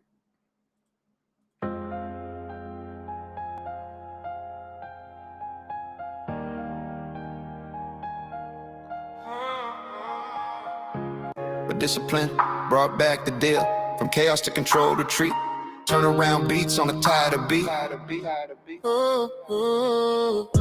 went through hell in a silicone storm. This AI waves pride to form. From 60 down to hope alive. A stock that learned how to survive. Through layoffs, loss, and factory fights. They rewrote days and sleepless nights. From broken plans to forward drive. Intel bruised, but Intel alive. Last few months, price woke up. Dead money turned to runner up. 80% in 25. From the grave to back in the fight. Government chips at stake. Foundry dreams start to wake. Intel 18A on the line. American Fab's future sign. From laughing stock to second look. Shorts got burned, bulls were booked. Not a victory lap, not yet crowned, but the bottom might be in its time. This ain't hype. This ain't a meme, this is restructuring a broken machine. Still behind in the AI race, but back in the long-term case. Execution over empty talk. No more promises, just a harder walk from has-been to maybe again. Intel learning how to win. They went through hell and paid the cost. Market share and trust were lost, but new blood, new rules, new spine. From legacy weight to forward grind. This is the story Wall Street loves. A fallen giant trying to rise above. Not a miracle, not a trend, just a company fighting to be relevant again. From 60 down a fighting form. From chaos to control reform. Intel's not king, but it's not dead. This is chapter 2, not the end. Oh, oh, oh, oh.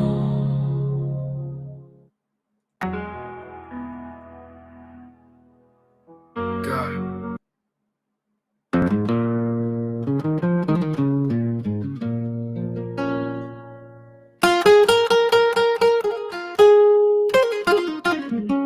We have what? 30 minutes until we have Microsoft right off the bat, then we have Tesla, and we have Microsoft. Which IBM might actually be good. He points at the map like a menu. Circle on the ice, calls it next week. Gold in the ground, he can smell it. Greedy little glimmer in his teeth. Greenland, brown I'm not sand, speaking close, that's the thing. who cares? As long as it burns like gasoline. Every border's just another busted vending machine. Trump wants your house, your car, your life, your Sunday peace, your tired wife, every last drop, every last dream. He wants everything, everything. Trump wants your roof, your keys, your land, your sacred book, your open hand. Every last song, every last dream. He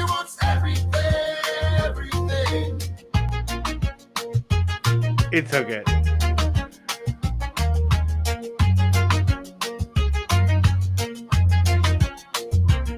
He stares at the South like a buffet, dark crude shimmering on the plate. Smiles when the pipelines glisten, says freedom, but he means interest rate.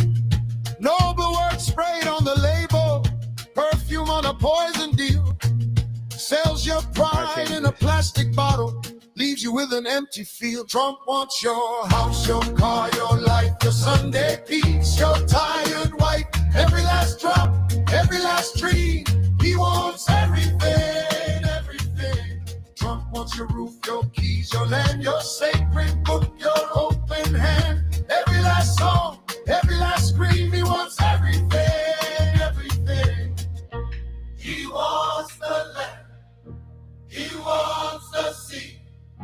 He wants your voice. He wants your sleep. Oh, he wants the land. Oh yeah. He wants the sea. Oh yeah. He wants your voice. He wants your sleep. We got a rhythm in our grieving. We got gospel in our scars. We got villages of voices. He can't fit inside his cars.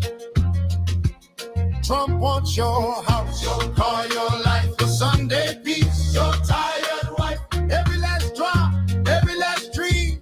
He wants everything, everything. Trump wants your roof, your keys, your land, your safety. Oh, man. Your open hand, every last song, every last scream. He wants everything, everything. I love this. Because I wonder how long it would take to update. Because this one's updated.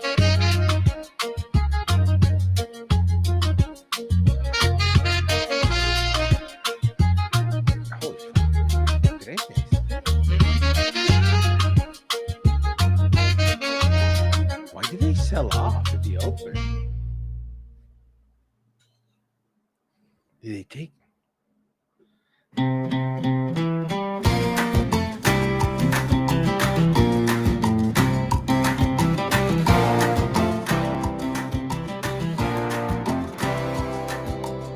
I placed a jar in Tennessee, and round it was.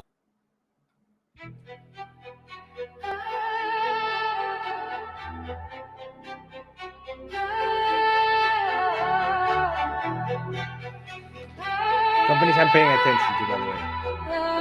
GEV.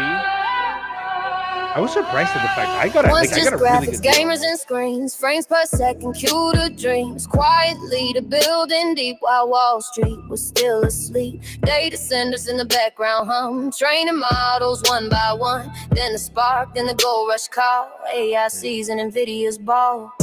Earnings hit, guidance broke. Market woke up, numbers spoke. Demand too strong, supply too tight. Every quarter, another beat and raise night. They put the crown on Jensen's head. Leather jacket, words well said. From chip supplier to AI spine. Every model standing on that design. If AI wins, Nvidia eats. Picks and shovels for digital streets. Not just hype, not just a run. This is what dominance looks like when it's done. Triple digits, year on fire. Revenue curves that never tire. Margin fat, backlog long. Every hyperscaler singing the same song. Blackwell name, next gen heat. Customers lining up in sheets. Capex wage from Big Tech 5. Nvidia riding where the budgets drive. They put the crown on Jensen's head. From gaming rigs to where I sped. From chip maker to platform king. Software, hardware, everything. CUDA mode, ecosystem wide. Competitors try and still deny. When the models trade and the data flows, Nvidia's where the money goes. Stock cool down, then ripped again. Profit takers, then new highs and valuation loud. Skeptics talk, but order still on a non-stop walk. H1 is sold, H1 is booked. Blackwell waiting, market hook, not a bubble, but not cheap. This is what a cycle looks like at peak. Competition coming, custom silicon too. Big tech dreaming of cutting through, but switching costs and desktop pain keep video in a mainframe lane. Every cloud wants their own chip crown, but Nvidia already owns a town. Not untouchable, but far ahead. This is execution, not just hype spread. They put the crown on Jennison's head. Built a dynasty, not just a thread. From GPU to AI control, from component to system roll. This ain't luck, this ain't trend. This is platform power compounding in while others chase and try to defend. NVIDIA's writing where the cycle ends. Oh, not a trade, not just a name. This is the backbone of the AI game. From frames per second to trillion run. This is how NVIDIA won.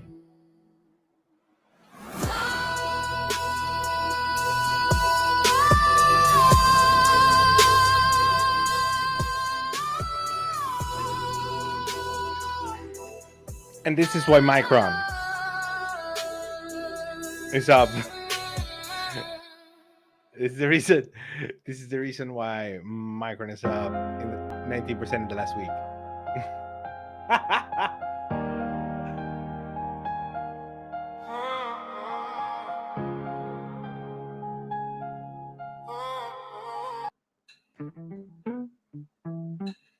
I'm surprised next time I play.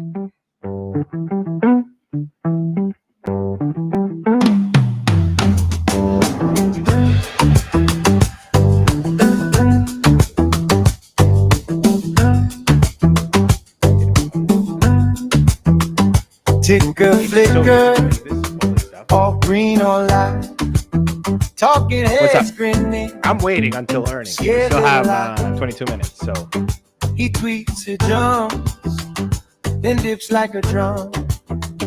We dress it as alpha, but it smells like junk. You can't, because they're printing We're money. just waiting to get bumped by Trump.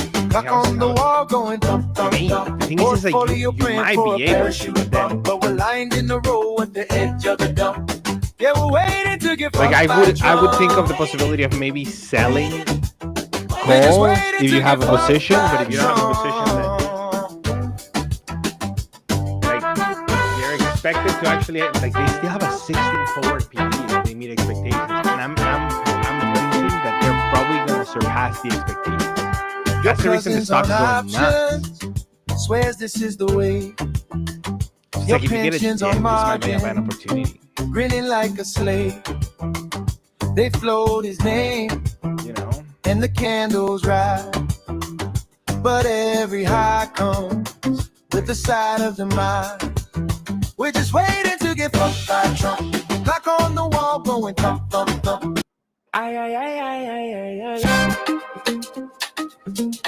Ay, ay, ay, ay, ay, ay, ay, ay. Ay, ay, ay, ay, ay, ay, ay, ay.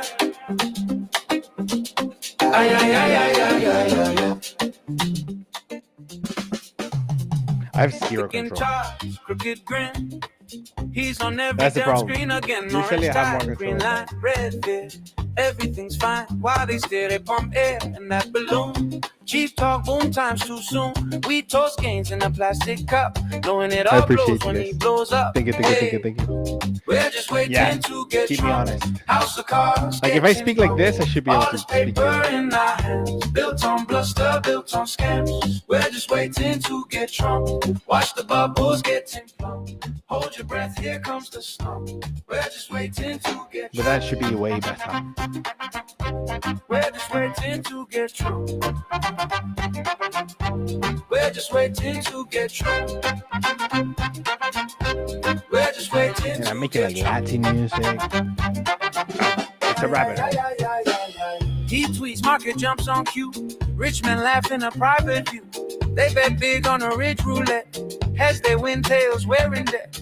He signs deals, headlines sing, but the fine prints hide in the sting. We clap along to the marching band while they sell the S&P floor from 500 under our flat stand. this Oh session. yeah, we're just waiting to get drunk. Which is House of cards interesting because we getting could see a all this revival paper of in the our hands. Built on bluster, built on scams. We're just waiting to get drunk. Watch the People are bubbles trying to getting front run this. Hold your breath, here comes the But slump. We're just waiting to get drunk. How many paychecks on the line? this is like, for example, like, if you look at it's high. How many pensions in the By the way, let me fire? know if it's So good. we can climb a Give me little a- higher. Like Microsoft took such a big dive. Like here, it just looks so good. We're just waiting to get Trump. House of cards getting bumped. And then here we're All touching this this. paper in our hands. Built on bluster, built on scams. We're just waiting to get Trump. It's nothing Watch major. the bubbles It's get just to pump. Hold your breath, here comes the slump. We're just waiting to get Trump. Ahead of Upstart with fiscal Q2, Bank of America. We're just waiting to get Trump. Reiterate bullish ratings, so Microsoft stock price starts. Analysts expect non-GAAP EPS of $3.91 and revenue of $80.3 billion. With prediction markets setting a 92% chance of a beat. Really? You know what? I'm gonna do this.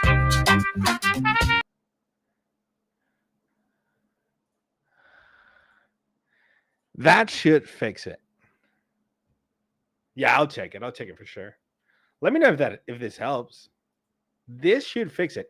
Because it might just be that it's giving priority to the audio coming from the thing. Which very likely. Oh, wait. Look at something.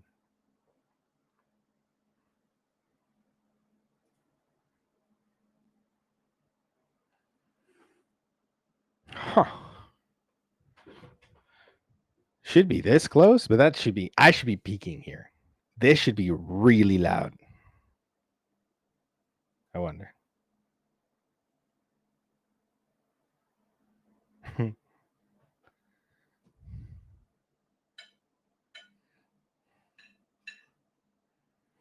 Market's selling until the close. I wonder, this should be good. This should be good.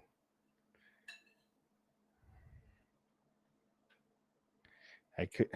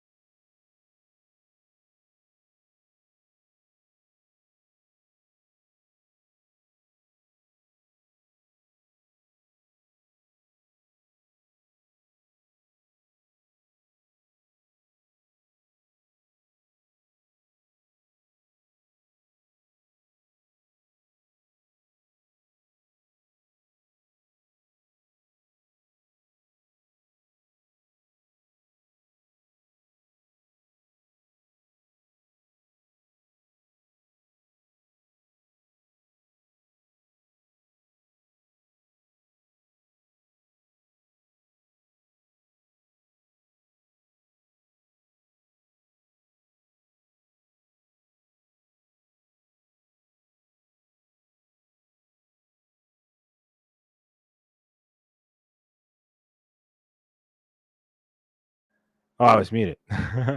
This here. So this. What did that have? It had the bottle of whiskey, I think. And then it had. Let me check. I don't think it has anything anymore. I think that had the bottle of whiskey. No, that's a lie. It has a bottle of whiskey. It has a bottle of whiskey.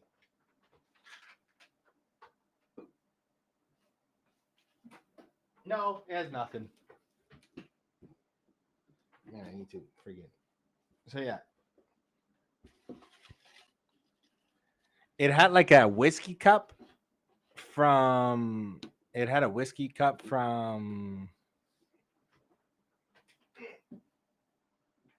I need to degust that, by the way. It has a whiskey. So one of those whiskey cups is from the parliament. So the eToro club invited me to the parliament for the diamond event. It was fun. Yeah, it was a good time. So yeah, they gave me like a bottle. They gave me like some chocolates and stuff.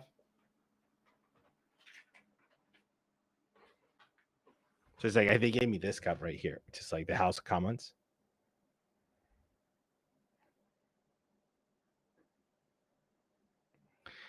No, you can either have like so. Let me actually. So it's based on your what's it called? It's based on like you can get invited as a popular investor, or you can be a diamond or a diamond plus member, and then they invite you to like football events or like sport events or music events or all these different things, depending on what you sort of like. They open it up for people to join. So it's usually like really big accounts get invited, kind of thing. It was a good time. It was a great time.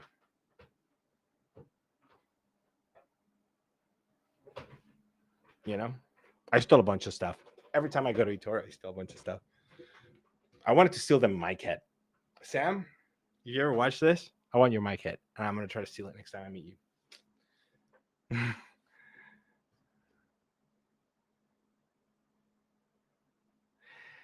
you.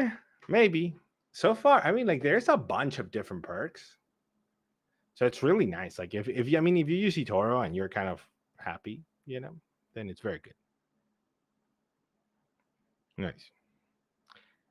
Your platinum? So yeah, I mean, well, let me have a look. Because right now, I think they want to monetize that, which I think they might just lose money on it. I think it's just like expenses, right? So have a look. So yeah, like right now you have to pay to join, which is weird.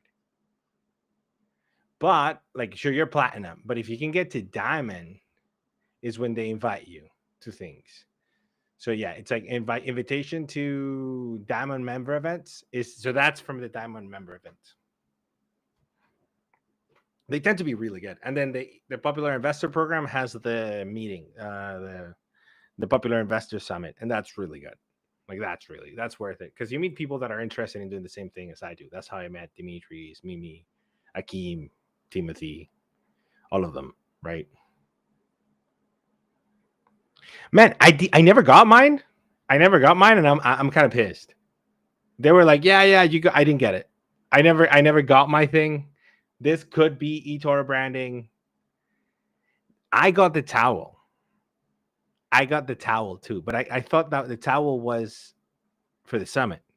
So maybe they were just giving out towels. But I was supposed to get a headset. I was supposed to get a shirt. Like, imagine if this microphone head was the eToro one, which I love. It's very cool. But Sam won't give it to me. They protected it very well. I tried to find it and I couldn't. But I managed to get that last time. That was my first eToro Summit thing.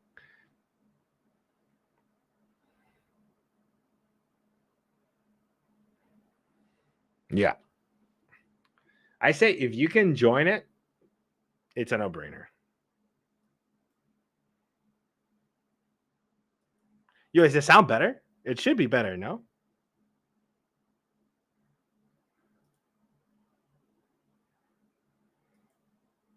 Oh, yeah.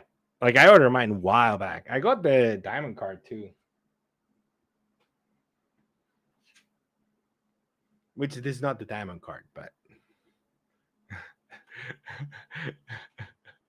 This is my eToro card.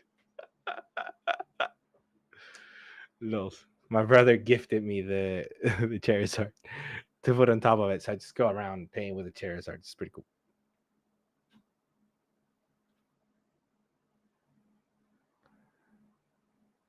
Yeah, I get you. I have to figure out because like I want to put a little bit of music, but not putting music creates a problem with the thing. So, and the market is closing. The market on close balance is showing selling pressure on the S&P 500, selling pressure on the Nasdaq, and the Dow continues to surprise many investors as it is a pre-balance. It's funny because like Google, Nvidia, like Nvidia has who has really big risks here? Nvidia has really big risks. Google has really big risks. I wouldn't think Meta does. I actually think Meta would be good. When does Amazon have earnings?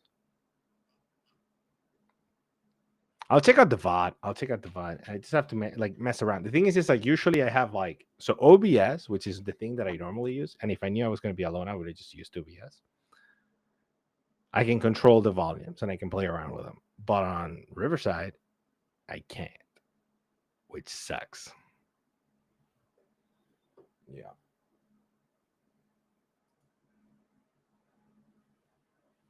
Microsoft expected. Yeah, here you go. So here are the results we're expecting here. Well.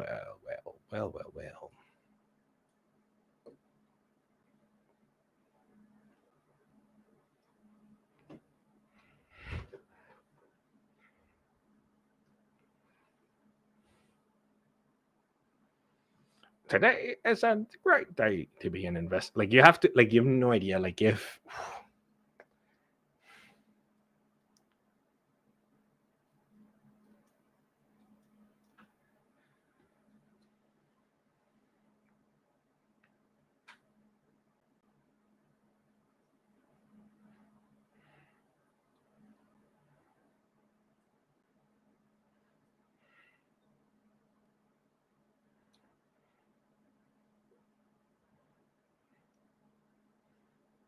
we are on the journey.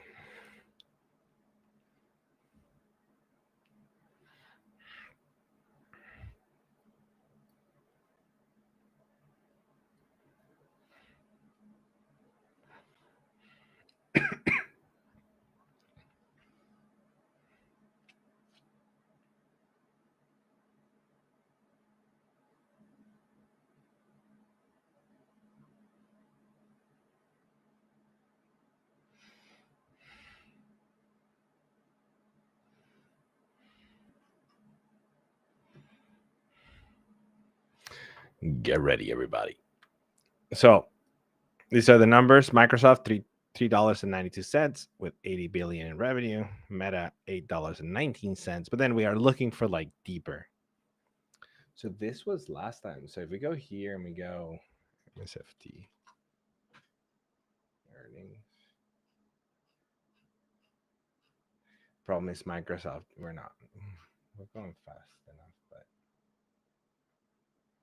this was, I don't like the information. If the information says stuff, I don't trust them. But this was a rumor that was going on last time, in last quarter. So we'll see if it's true. Because Copilot could be taking a hit here. Unlikely, but it could.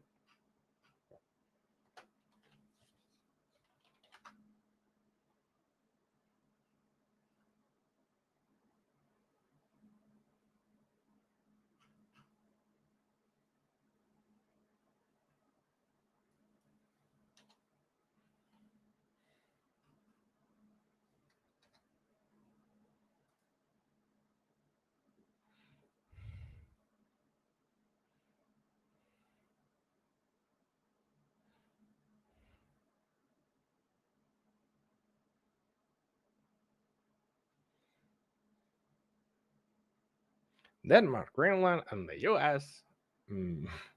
Met on West.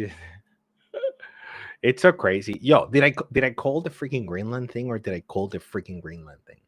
I'm not gonna lie, I did. I'm not gonna be humble about this. I called it like a buck. Market freaked out over Greenland, and I was like, "What are we talking about here?" I'm glad I didn't sell. You know what? That's not true. I did sell some things. I sold my 5x just in case. I wasn't sure.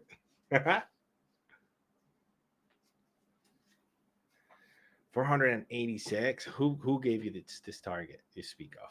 Let's have a look. So okay. So January today, Stifle said is a buy, but from 640 to 520. UBS said Microsoft is a buy from 650, but it downgraded to 600. So there are downgrades on Microsoft. Interesting. They just want to buy before the market. That's it. So they put it down, market drops a bit, and then they buy. Citi says from 690 to 660, and then Mizuho says outperform 640 to 620. Insane. Someday peace.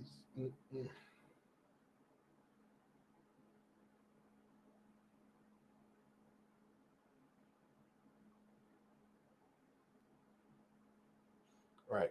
4 more minutes, ladies and gents.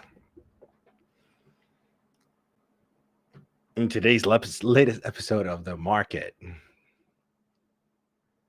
Micron with $100 million worth of buying. There's $1 billion worth of selling into the S&P, into the close. Intel up, AMD up, Goldman up, Meta, Google, Microsoft, Apple. The Max 7 here is just de-risking from the Max 7.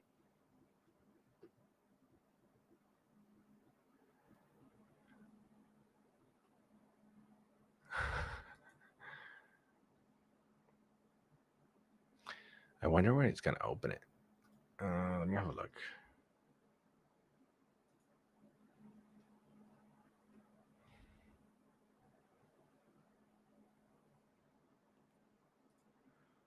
All right. It won't show. I have to log in, which is weird. Abercrombie's fighting a footing into the close. That's hilarious.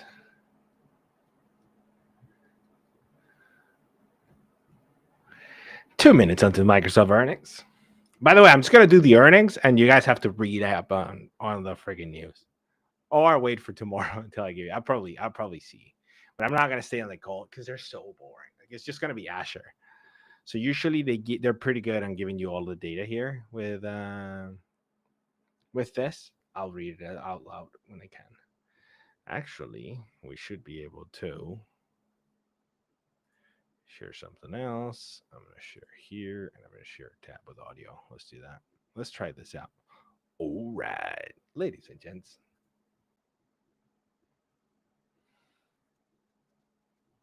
One minute remaining for Microsoft earnings at the close. We should have Microsoft price.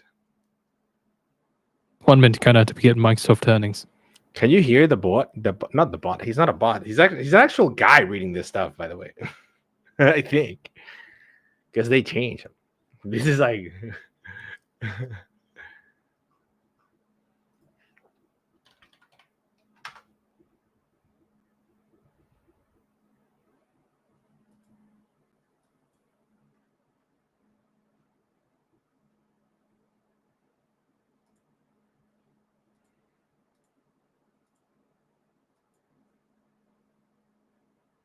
Are we ready to rumble?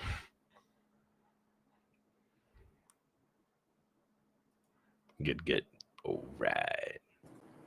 10 seconds.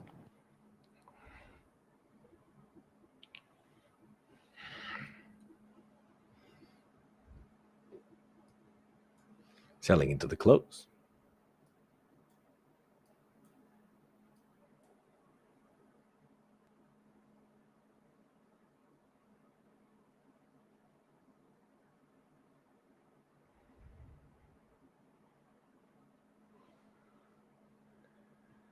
No news yet. You'll see this move. Still waiting on Microsoft earnings to come through. You'll see it move. Let's go. Ladies and gents, get your trades ready.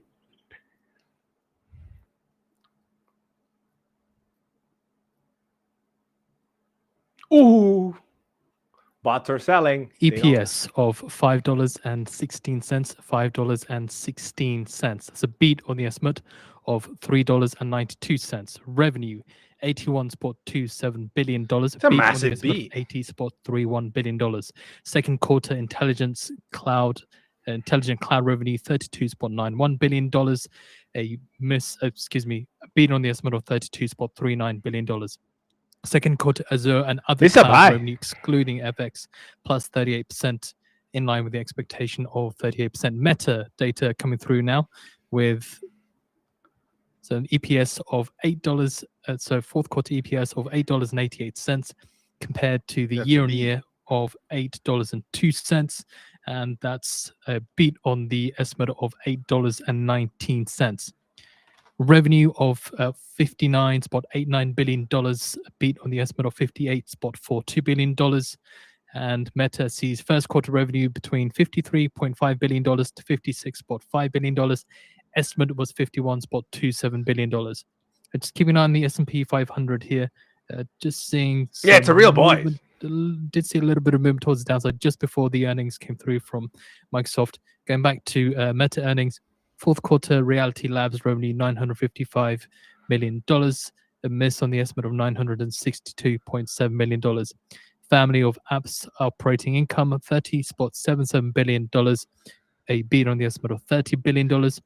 Yo, Reality Microsoft Labs having a operating massive loss beat. of $6.02 billion 25% compared to beat. the estimate of $5.8 billion. And family of apps revenue $58.94 billion, a beat on the estimate Is of this an FX? $57.47 billion. They're not bad at all. I'm wondering why we're seeing such negativity. We still haven't heard about CapEx. Meta sees 2026 capex of $115 to $135 billion compared to the estimate of $110.62 billion.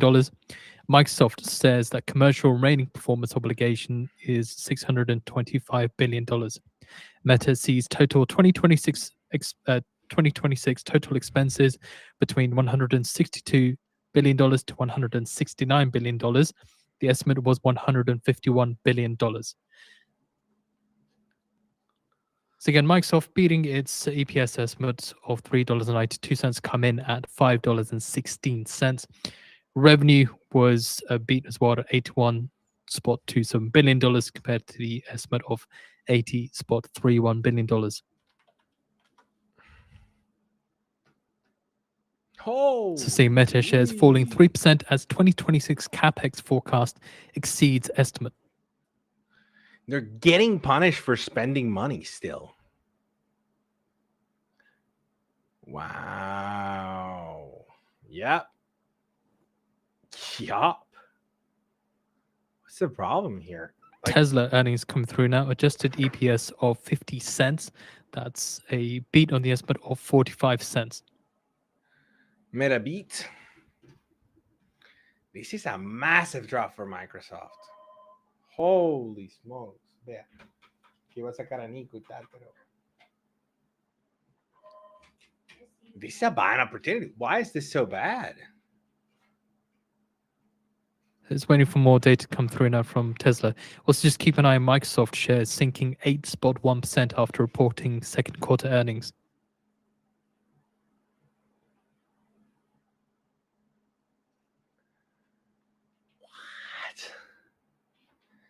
That's Tesla says in Q1 of this year, we plan to unveil the Gen 3 version of Optimus. What's Tesla doing?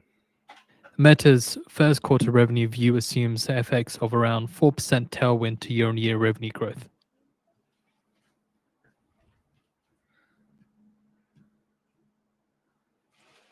Someday dream. Tesla's holding up here. Microsoft taking a beating here. Makes no sense, in my opinion. Holy.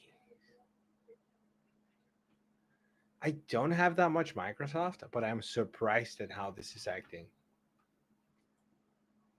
Also seeing Tesla's fourth quarter EPS compared to the year at 24 cents compared to the year-on-year of 66 cents. Fourth quarter revenue, $24.9 billion, a miss on the estimate of $25.11 billion. Fourth quarter gross margin, 20.1%, a beat on the estimate of 17.1%. Fourth quarter operating income of $1.41 billion, a beat on the estimate of $1.32 billion. Let's have a look at the after hours here, but yeah, I mean, this is gonna Tesla fourth move quarter free cash flow $1.42 billion, and this on the estimate of $1.59 billion. Holy smokes! So Tesla You're shares looking for a Microsoft edge lower opportunity in to get extended back trade in. following It's results here. last down about 0.7%. Wow! Wow! You had told me this? I wouldn't have believed you. What's CapEx? Microsoft CapEx. They still haven't given me that, have they? 2026, Meta is increasing capex. I'm up. Like my stocks are not affected. My stocks are actually benefiting from this. Nvidia is benefiting from this. That's so weird. This is a buy. I'm gonna buy. Do I have?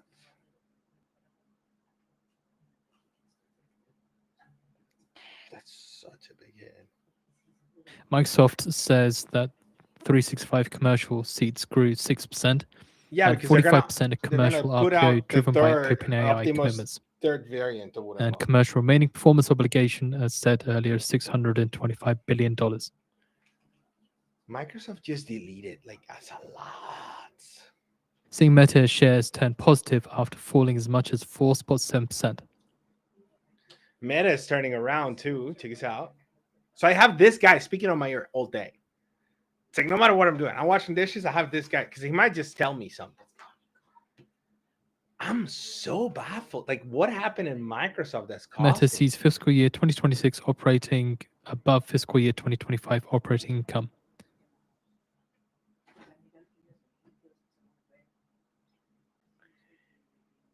Holy smokes. IBM earnings coming through now with fourth quarter operating EPS of $4.52, a beat on the estimate of $4.28.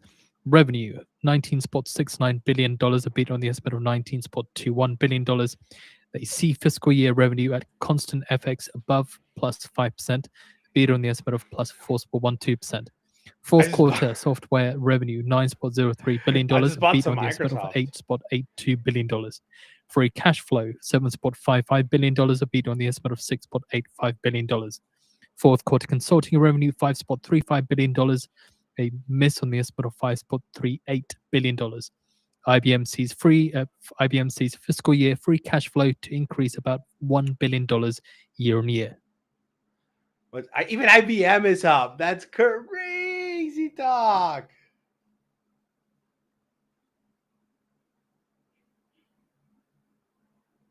I just bought some Microsoft. What? That's crazy. That's such a big dump for Microsoft. Like we're talking, like that's sizable. That's $150 billion. That's sizable. It's my buying price. I bought a 453. Let's go. I'm making $2. Lows per share. That's hilarious.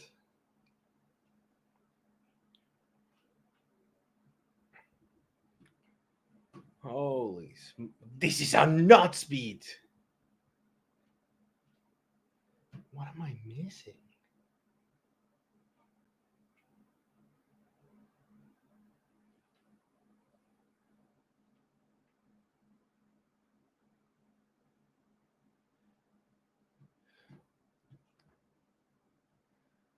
Okay.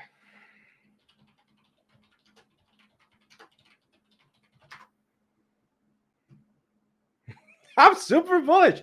This is fantastic for my portfolio. Seeing Microsoft second quarter adjusted EPS coming through now, $4.14. 100%. I don't understand what happened here. I need to read. Like this, like I was gonna bail. In all honesty, I was gonna bail. But this is sick. That's another song tomorrow. What in the world? Holy smokes. I wonder, oh my God, I want to hear this.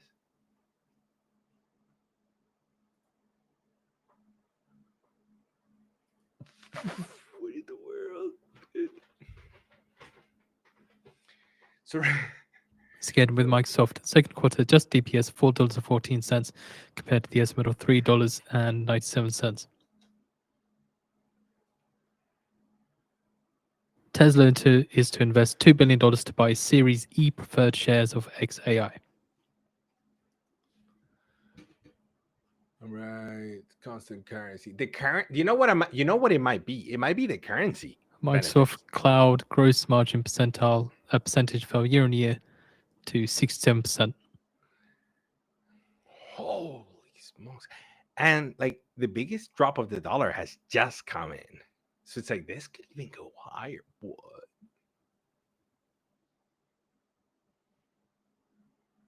Microsoft returned $12.7 billion to shareholders in the form of dividends and share repurchases. So seeing IBM shares rising 4% after fourth quarter operating EPS and revenue beat estimates. I am so baffled by that. Look at Meta too. Meta, like I'm surprised, dude. That was such a weird move. Look at IBM. I don't own any IBM, by the way. What? Thank you very much, I guess. Market's been giving like great opportunities lately. I don't even know what's going on. Probably AI trading. I love that. Keep them coming. I'm up too. What in the world? Holy smokes. That's what you come to the Market Boss to figure out what's going on in markets. Don't forget to hit that like and subscribe. Even though the couple of guys watching are always here. That's fantastic. You might not get the chance, man. I'm weirded out by this. Like it's either they got benefits Meta from shares the extend FX. gained 4.9%. Meta's up 5%. Like Meta bounces from here. I'm super excited about Meta. And the fact that Microsoft is not joining that rally, I'm baffled by that. I bought here a week ago. What? That's insane, dude. All right. All right. Summary time. Jerome Powell continues his dovish stance. Insane. What an insane day to be an investor. Meta up on the day, 3.4%. It's actually a little bit higher, actually 4% on the day. IBM up. You know, IBM is actually doing really well. It's like starting to catch up because of their expertise and all the things that they're doing. Like they make money because it's just they're consultants pretty much now. It's kind of weird. Then you have Tesla up. Even Tesla's up and Microsoft's not up. Like this is outrageous.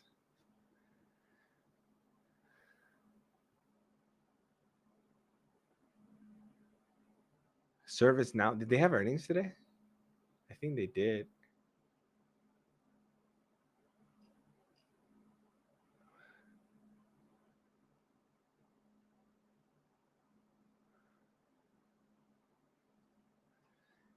Software is getting so punished. Wow.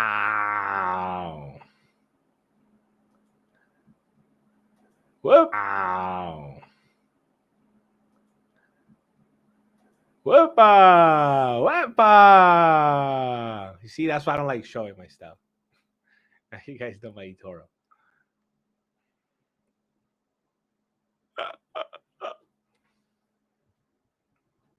Insane. House panel Republicans say EU policy is targeting X. Insane. Yeah.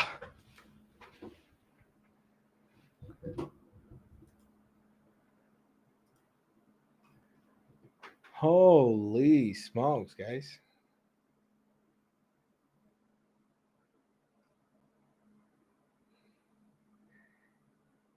Is this it? Impact from investments in OpenAI.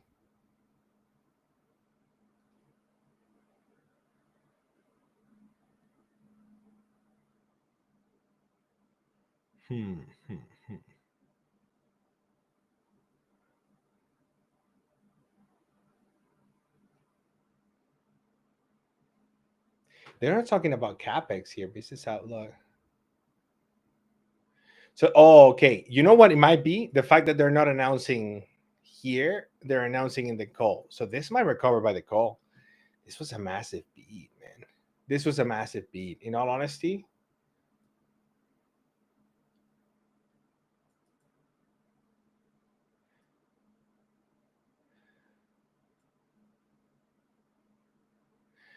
All right. So so it was 4.41, which is still a beat. Okay.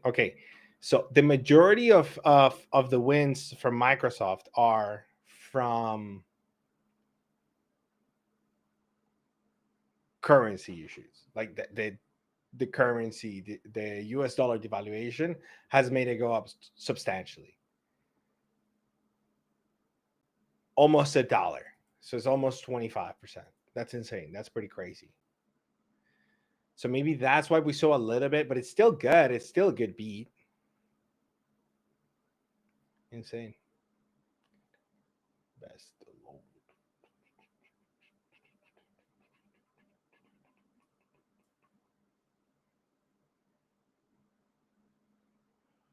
Where?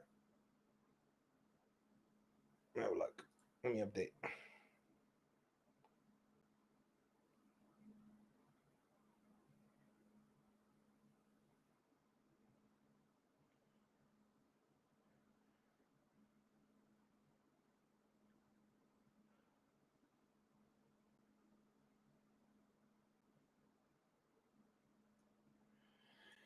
More than 7% after fiscal Q2 showing revenue of 81.3, which is a bit of $1 billion, and the net income 60% up to 38.5 billion. I don't see the problem here. Yo, I'm telling you, potential guidance goes up in the call. Am I staying for the call? Ibe? Ah, ¿y tú cómo va? ¿Por qué?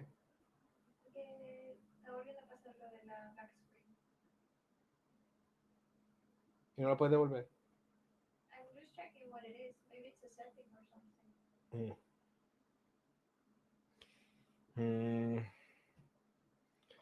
This probably recovers. I mean, it's not bad. Like, the problem is Microsoft is such a slow account, you know? Commercial core revenue increase. It's 14% growth, 27% growth. LinkedIn revenue 11% up.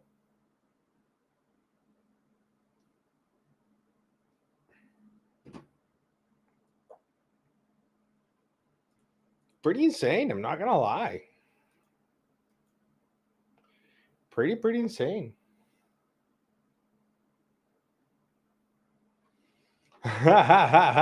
Antonio says hi.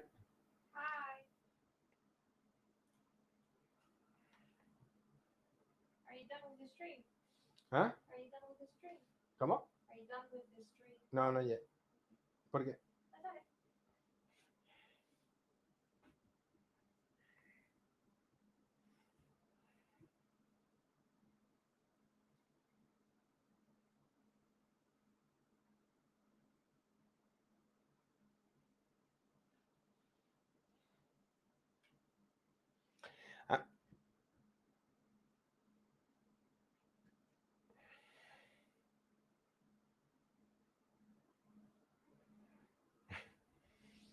Can I show you on the stream? No? Not allowed. You're not allowed to see her. Sorry. Nobody. It's like 3 guys. Antonio's there. That's it.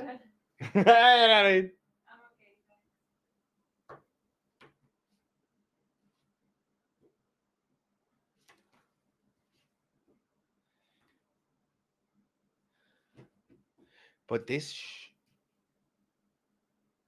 shouldn't account. The December shouldn't account for currency expectations, or are they taking it in right now? They could be taking it in right now. Wow. IBM continues to pump. Insane. All right, let me show. Let me share my screen.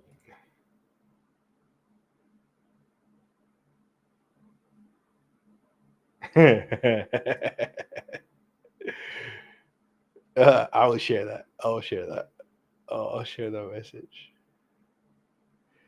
Yeah, check this out. Lol. That's hilarious. So Besant CBS just saying Fed independence does not mean no accountability.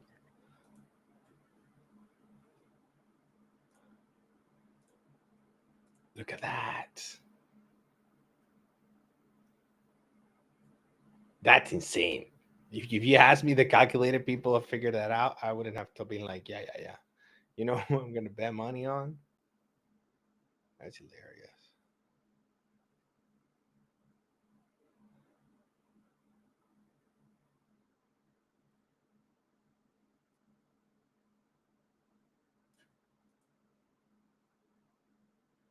Was I going to show? Oh, they added this.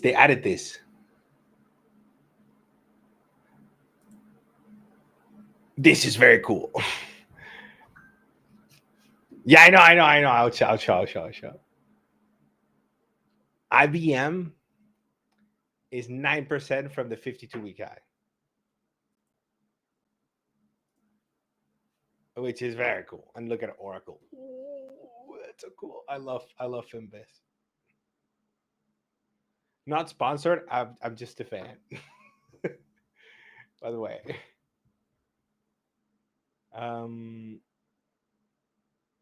What's I gonna do? Help me find this. After hours. There we go. Yeah, IBM is pumping. You know, IBM. I don't find this crazy, to say the least. Like, I'll show you. So if we go to financials here, a quarterly dividend. What? They're gonna pay a dividend? Insane. All right. So, man, what was the other time? It's like this. Okay, this was a while. This is a while back, but they were like up. Like the last time I paid attention to them, they were up. You know. It's like, no. What price did I say I would buy Oracle? I said I was gonna buy Oracle. Like, there's so many other good trades, you know, that's the problem. So it's like,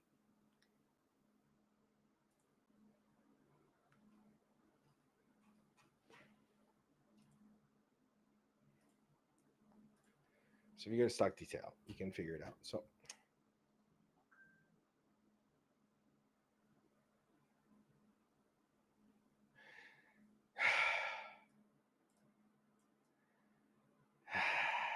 it is touching my level. I said at 160. I could see at 160 if everything else stayed the same. I could see them as a purchase here.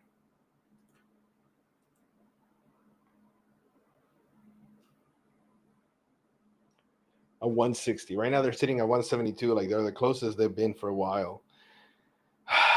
The problem with Oracle is the fact that they have like all of these promises based on OpenAI, right? And they obviously have other businesses, but it's like if OpenAI fails, a lot of people lose a lot of money. So yeah.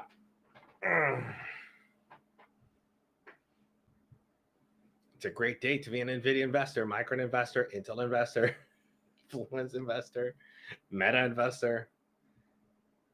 You know what? I'm gonna say it. Even Microsoft. I'm kind of surprised the fact that Microsoft it's not doing well, but it has to do with the dollar weakness. So it's like if we see a reversal on the dollar weakness, this could have negative impacts on earnings. You know who said this? Lale told me that it was like, I think it was like for every percent, or for every percent that dollar goes down, earnings increase by 5% or something like that. It was something crazy like that. I have to ask her again. I'll have to ask her what she said. She's OP. Like, if you guys don't listen to Lale, like, she gives free live streams every Monday or every Tuesday. She OP. Props to Lale. She appeared in Bloomberg too, which is, I'm so jealous. That's so cool. That is so cool. Oh, I know. Vitaro, I'll be an analyst. The thing is, I want to trade my own account, so I don't know. Depends on how much they offer. I'm open. I'm open. to get back up.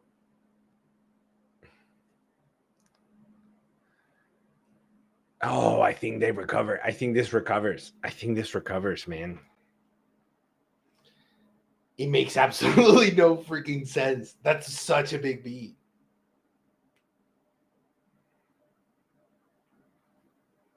That was such a big beat. What happened to this is from until December 31st. Of what? I have so many accounts. Seeing measure shares extend gain to more than 5%. Of course. So my eToro portfolio, so of course, I have like 5. I divide my money between. I only have 1. I don't know what I'm allowed to say, actually. I don't have and I don't compete with eToro. But I don't know what I can say. Odd. I'm not sure what I can say. But yeah, I have multiple accounts. To say the least. Multiple.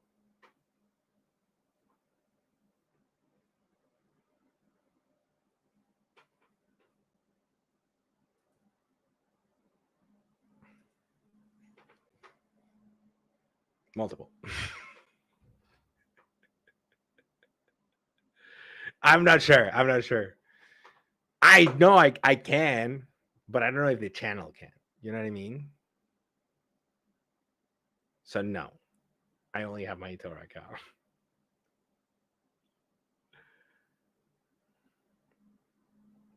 But yeah. Nobody watches this. It's the one show that everybody will watch. Imagine that. 2 hours and 41 minutes into the episode. Man, I'm still wondering why.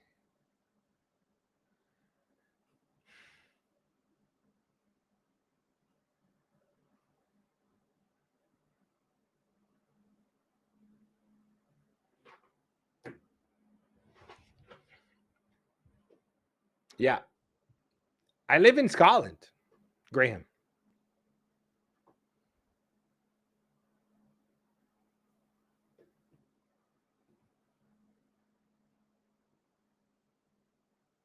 We're going to do the call. I mean, I can do the call. I'm wondering why they went so down here. Let me.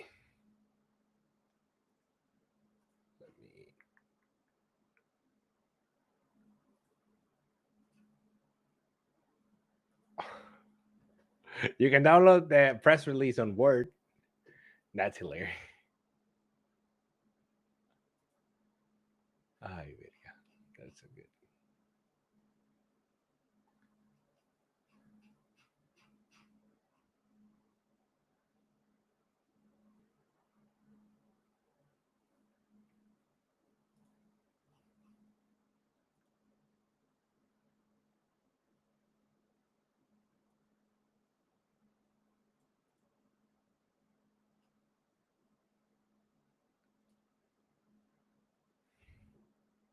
Scotland's great. Scotland is fantastic. It needs more snow, less water, more snow.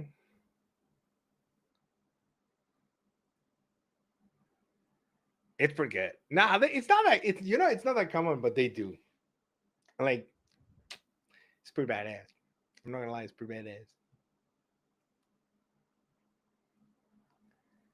All right, what was I gonna do? I'm gonna do the call. You know what? I'm just gonna do earnings hub and be done with it. Up. I'm late.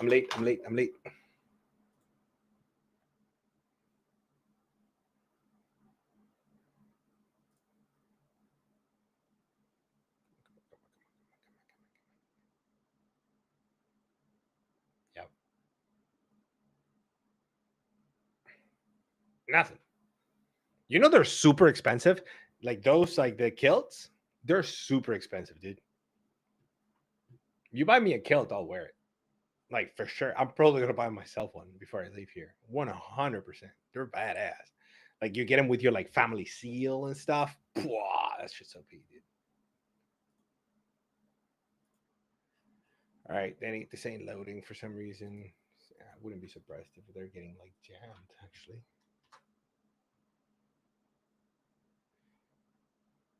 It's only rain, so.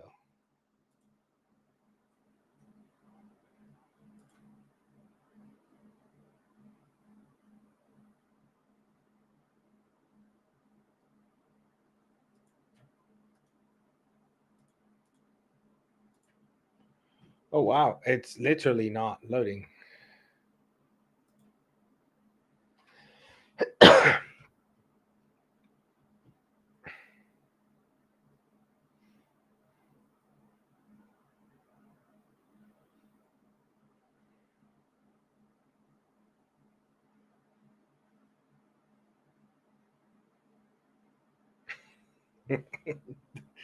In the world.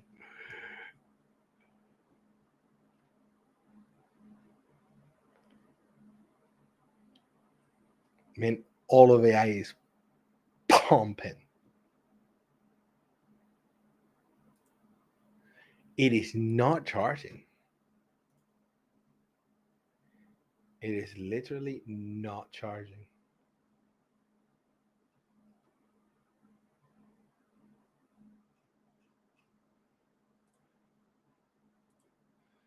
The call is not live yet, is what I'm thinking.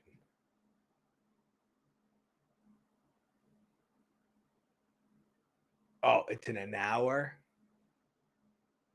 Yeah, no. That ain't happening. The call is in an hour.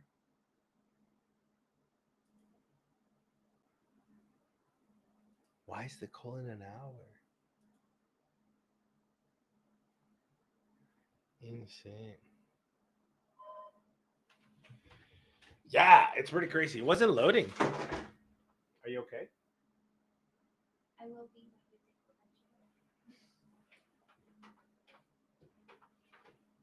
I need to get my house fixed, dude. she just ate a peg boy.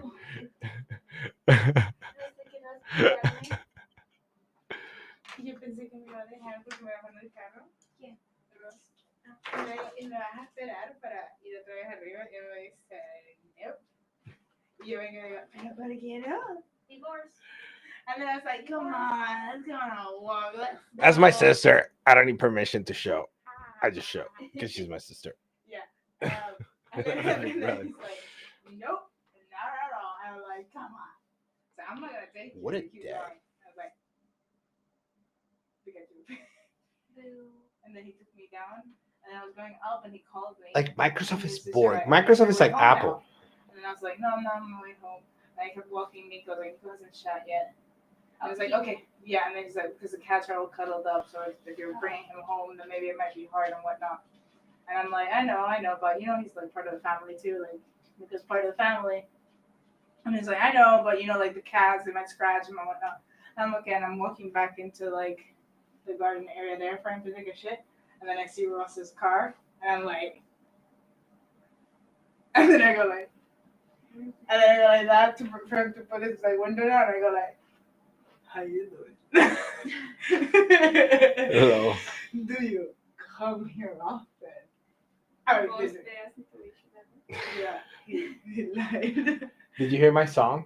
Which one? Oh, about the Bea to busy because I'm at work. I don't know how you're doing it, but low-key need to like meet up with you to see how the fuck you're doing all that AI stuff. It's cool. It's pretty cool. It's so cool. Who's that? Hi. Yeah. I don't know who this is. Hi, sister. Who's that? Wait, what? That's Graham. Is that? Oh. Hi. If you watch my streams, you will know who Graham is. Why does it show up on the corner? What? Like, I need to go because Ross is waiting. Goodbye. How many people watching? 3. Antonio, Dragas, Graham.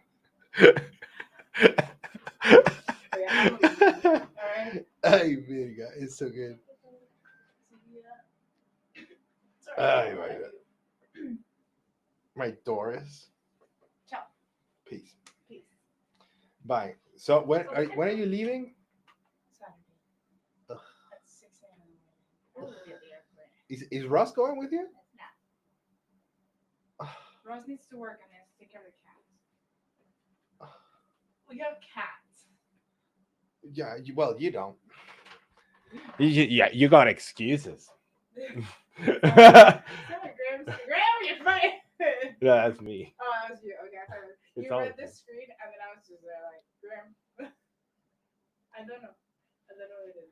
Yeah. You want to see Nico? Okay. He looks like a stutter. I can't see him. Bye. Nico, he's the show. Are you free tomorrow? He's the family dog. After work, I should be. And he goes, I come over? Or how do you want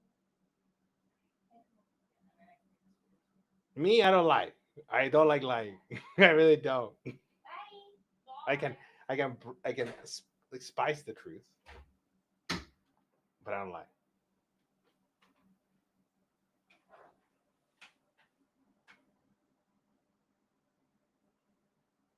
Don't act like you're friends. Hmm? Don't act like you're friends. ¿Cómo qué? Don't act like you are friends.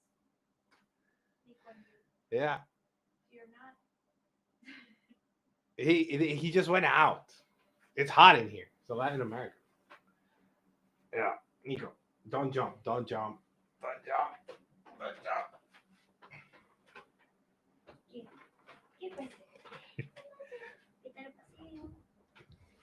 Yeah, dude. I'm not gonna lie. I have. I'm super bullish right now. What a day. I wonder if tomorrow will hold. Because this just took like a bunch of fear off the table.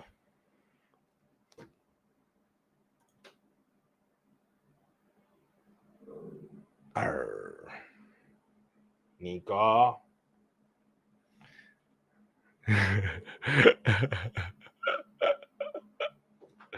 Welcome to Scotland. I could be living in Cyprus, but I choose to stay here. Oh my God, that's so good. That's so good. What a stream.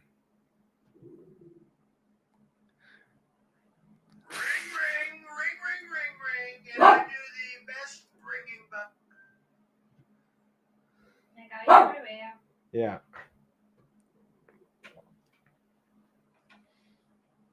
Coats are cheaper.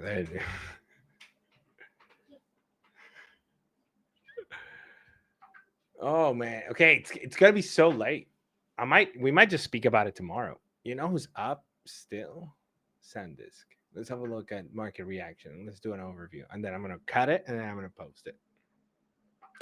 Yeah, I like that.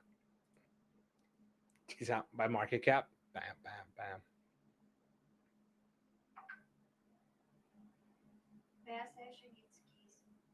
She? Needs keys for tomorrow. I can't give her keys. Because I don't have keys.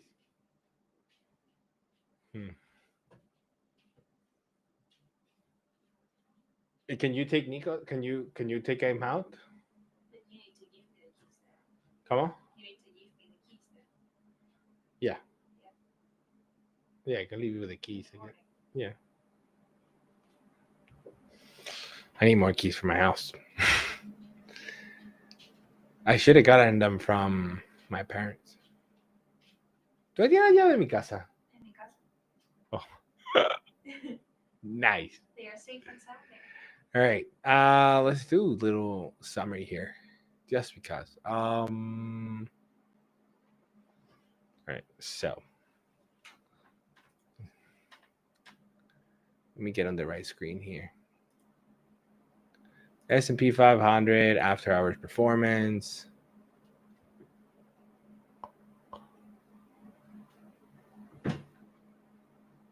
Oh shit.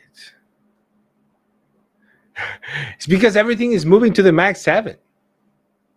Microsoft will be up by the end of the day, and then it'll be fine.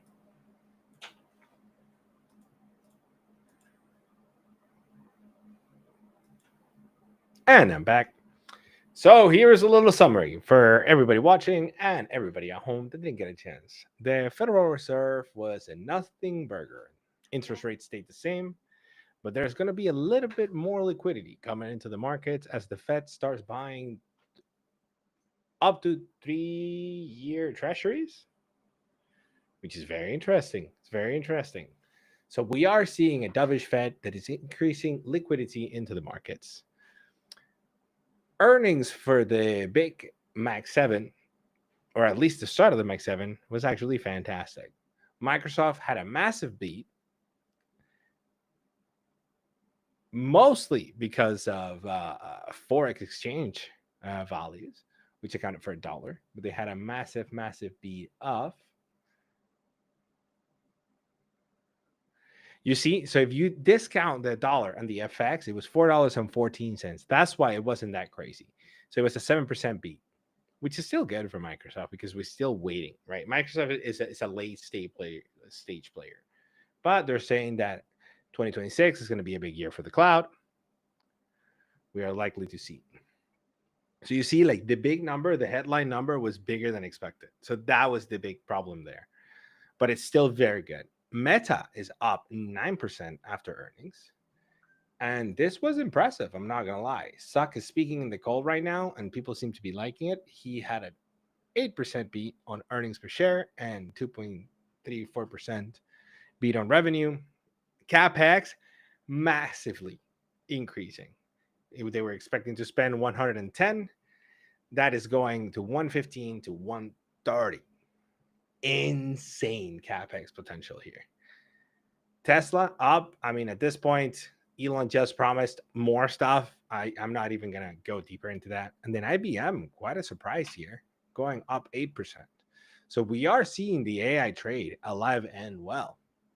That doesn't account for the day's increase in AI infrastructure plays. If we go back to the day performance, we see that NVIDIA, Microsoft, well, most of the semiconductor trades are up. NVIDIA lagging behind, but Micron, Intel, even Texas Instruments, which is insane to say the least, is massively up. And obviously the computer hardware companies are benefiting, companies like SanDisk, Western Digital, and Seagate, which I was not even paying attention to, but they are benefiting from the shortage in RAM and memory. Insane. UNH bounced from the lows today. It was a fantastic day. We were expecting a bounce. The company did get overpunished, we believe, but we'll have to wait and see for a potential bounce here. Health sector was down, but again, he's going to keep overpromising and under-delivering. The problem is the market doesn't care. They'll continue drinking the Kool-Aid for as long as it is. The thing is you can't stay away, but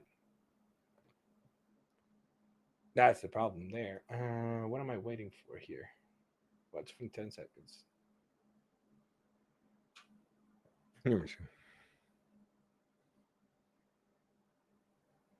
Oh, this is New Zealand data. I was going to say, weird. All right. I think that's it. Anything else? We will be going live. I'm going to leave that for Dimitris, Mimi, and Timothy tomorrow. I might not be going live, even though I might be going live because I'm going skiing tomorrow. Because Scotland got a little bit of snow, and whenever you get a little bit of snow in Scotland and they open the ski lifts, you go. So you don't get a choice. So I'm definitely going to be going. I'm going to try to join from the mountain. We'll see if the internet is good enough for me to join. I'll probably just join anyways because that was fantastic. I mean, it's just, yeah. I want to understand the Microsoft. So make sure to check out the eToro portfolio. I'll probably post about Microsoft tomorrow. Or if not, I'm probably going to do the live stream. Any other questions you guys have? Shove them in the comments. I'll try to answer. If not, thanks so much for watching. I really appreciate you all. All right, that's the segment. Yeah, okay. I can stay for a little bit longer, but that's the segment. That's pretty good. I'm not going to lie. I'm getting better. I'm getting better of the cough. Tesla, I'm not even going to bother. Nico.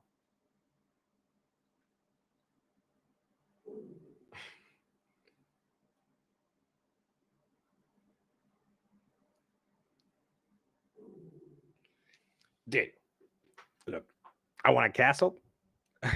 In Christmas, we almost stayed at a castle, and I really want to stay at a castle. You imagine like a live stream from a castle That'd be so good. That'd be so fire. That'd be so fire. But yeah. Oil is up. Freaking nat gas is down, which is crazy, in my opinion. Palantir down 5%. Why is Palantir down 5%? They didn't have earnings, did they? Oh, by the way, tomorrow we have Caterpillar, Lockheed Martin, MasterCard, and Apple. It's going to be very interesting. All right. Thanks so much for watching, guys. You guys are the real MVPs. Thanks for keeping me company. I really appreciate you. Great day to be an investor. Yeah, it'd be pretty sick, dude. It'd be pretty sick. All right. Thanks so much for watching, everybody. Peace.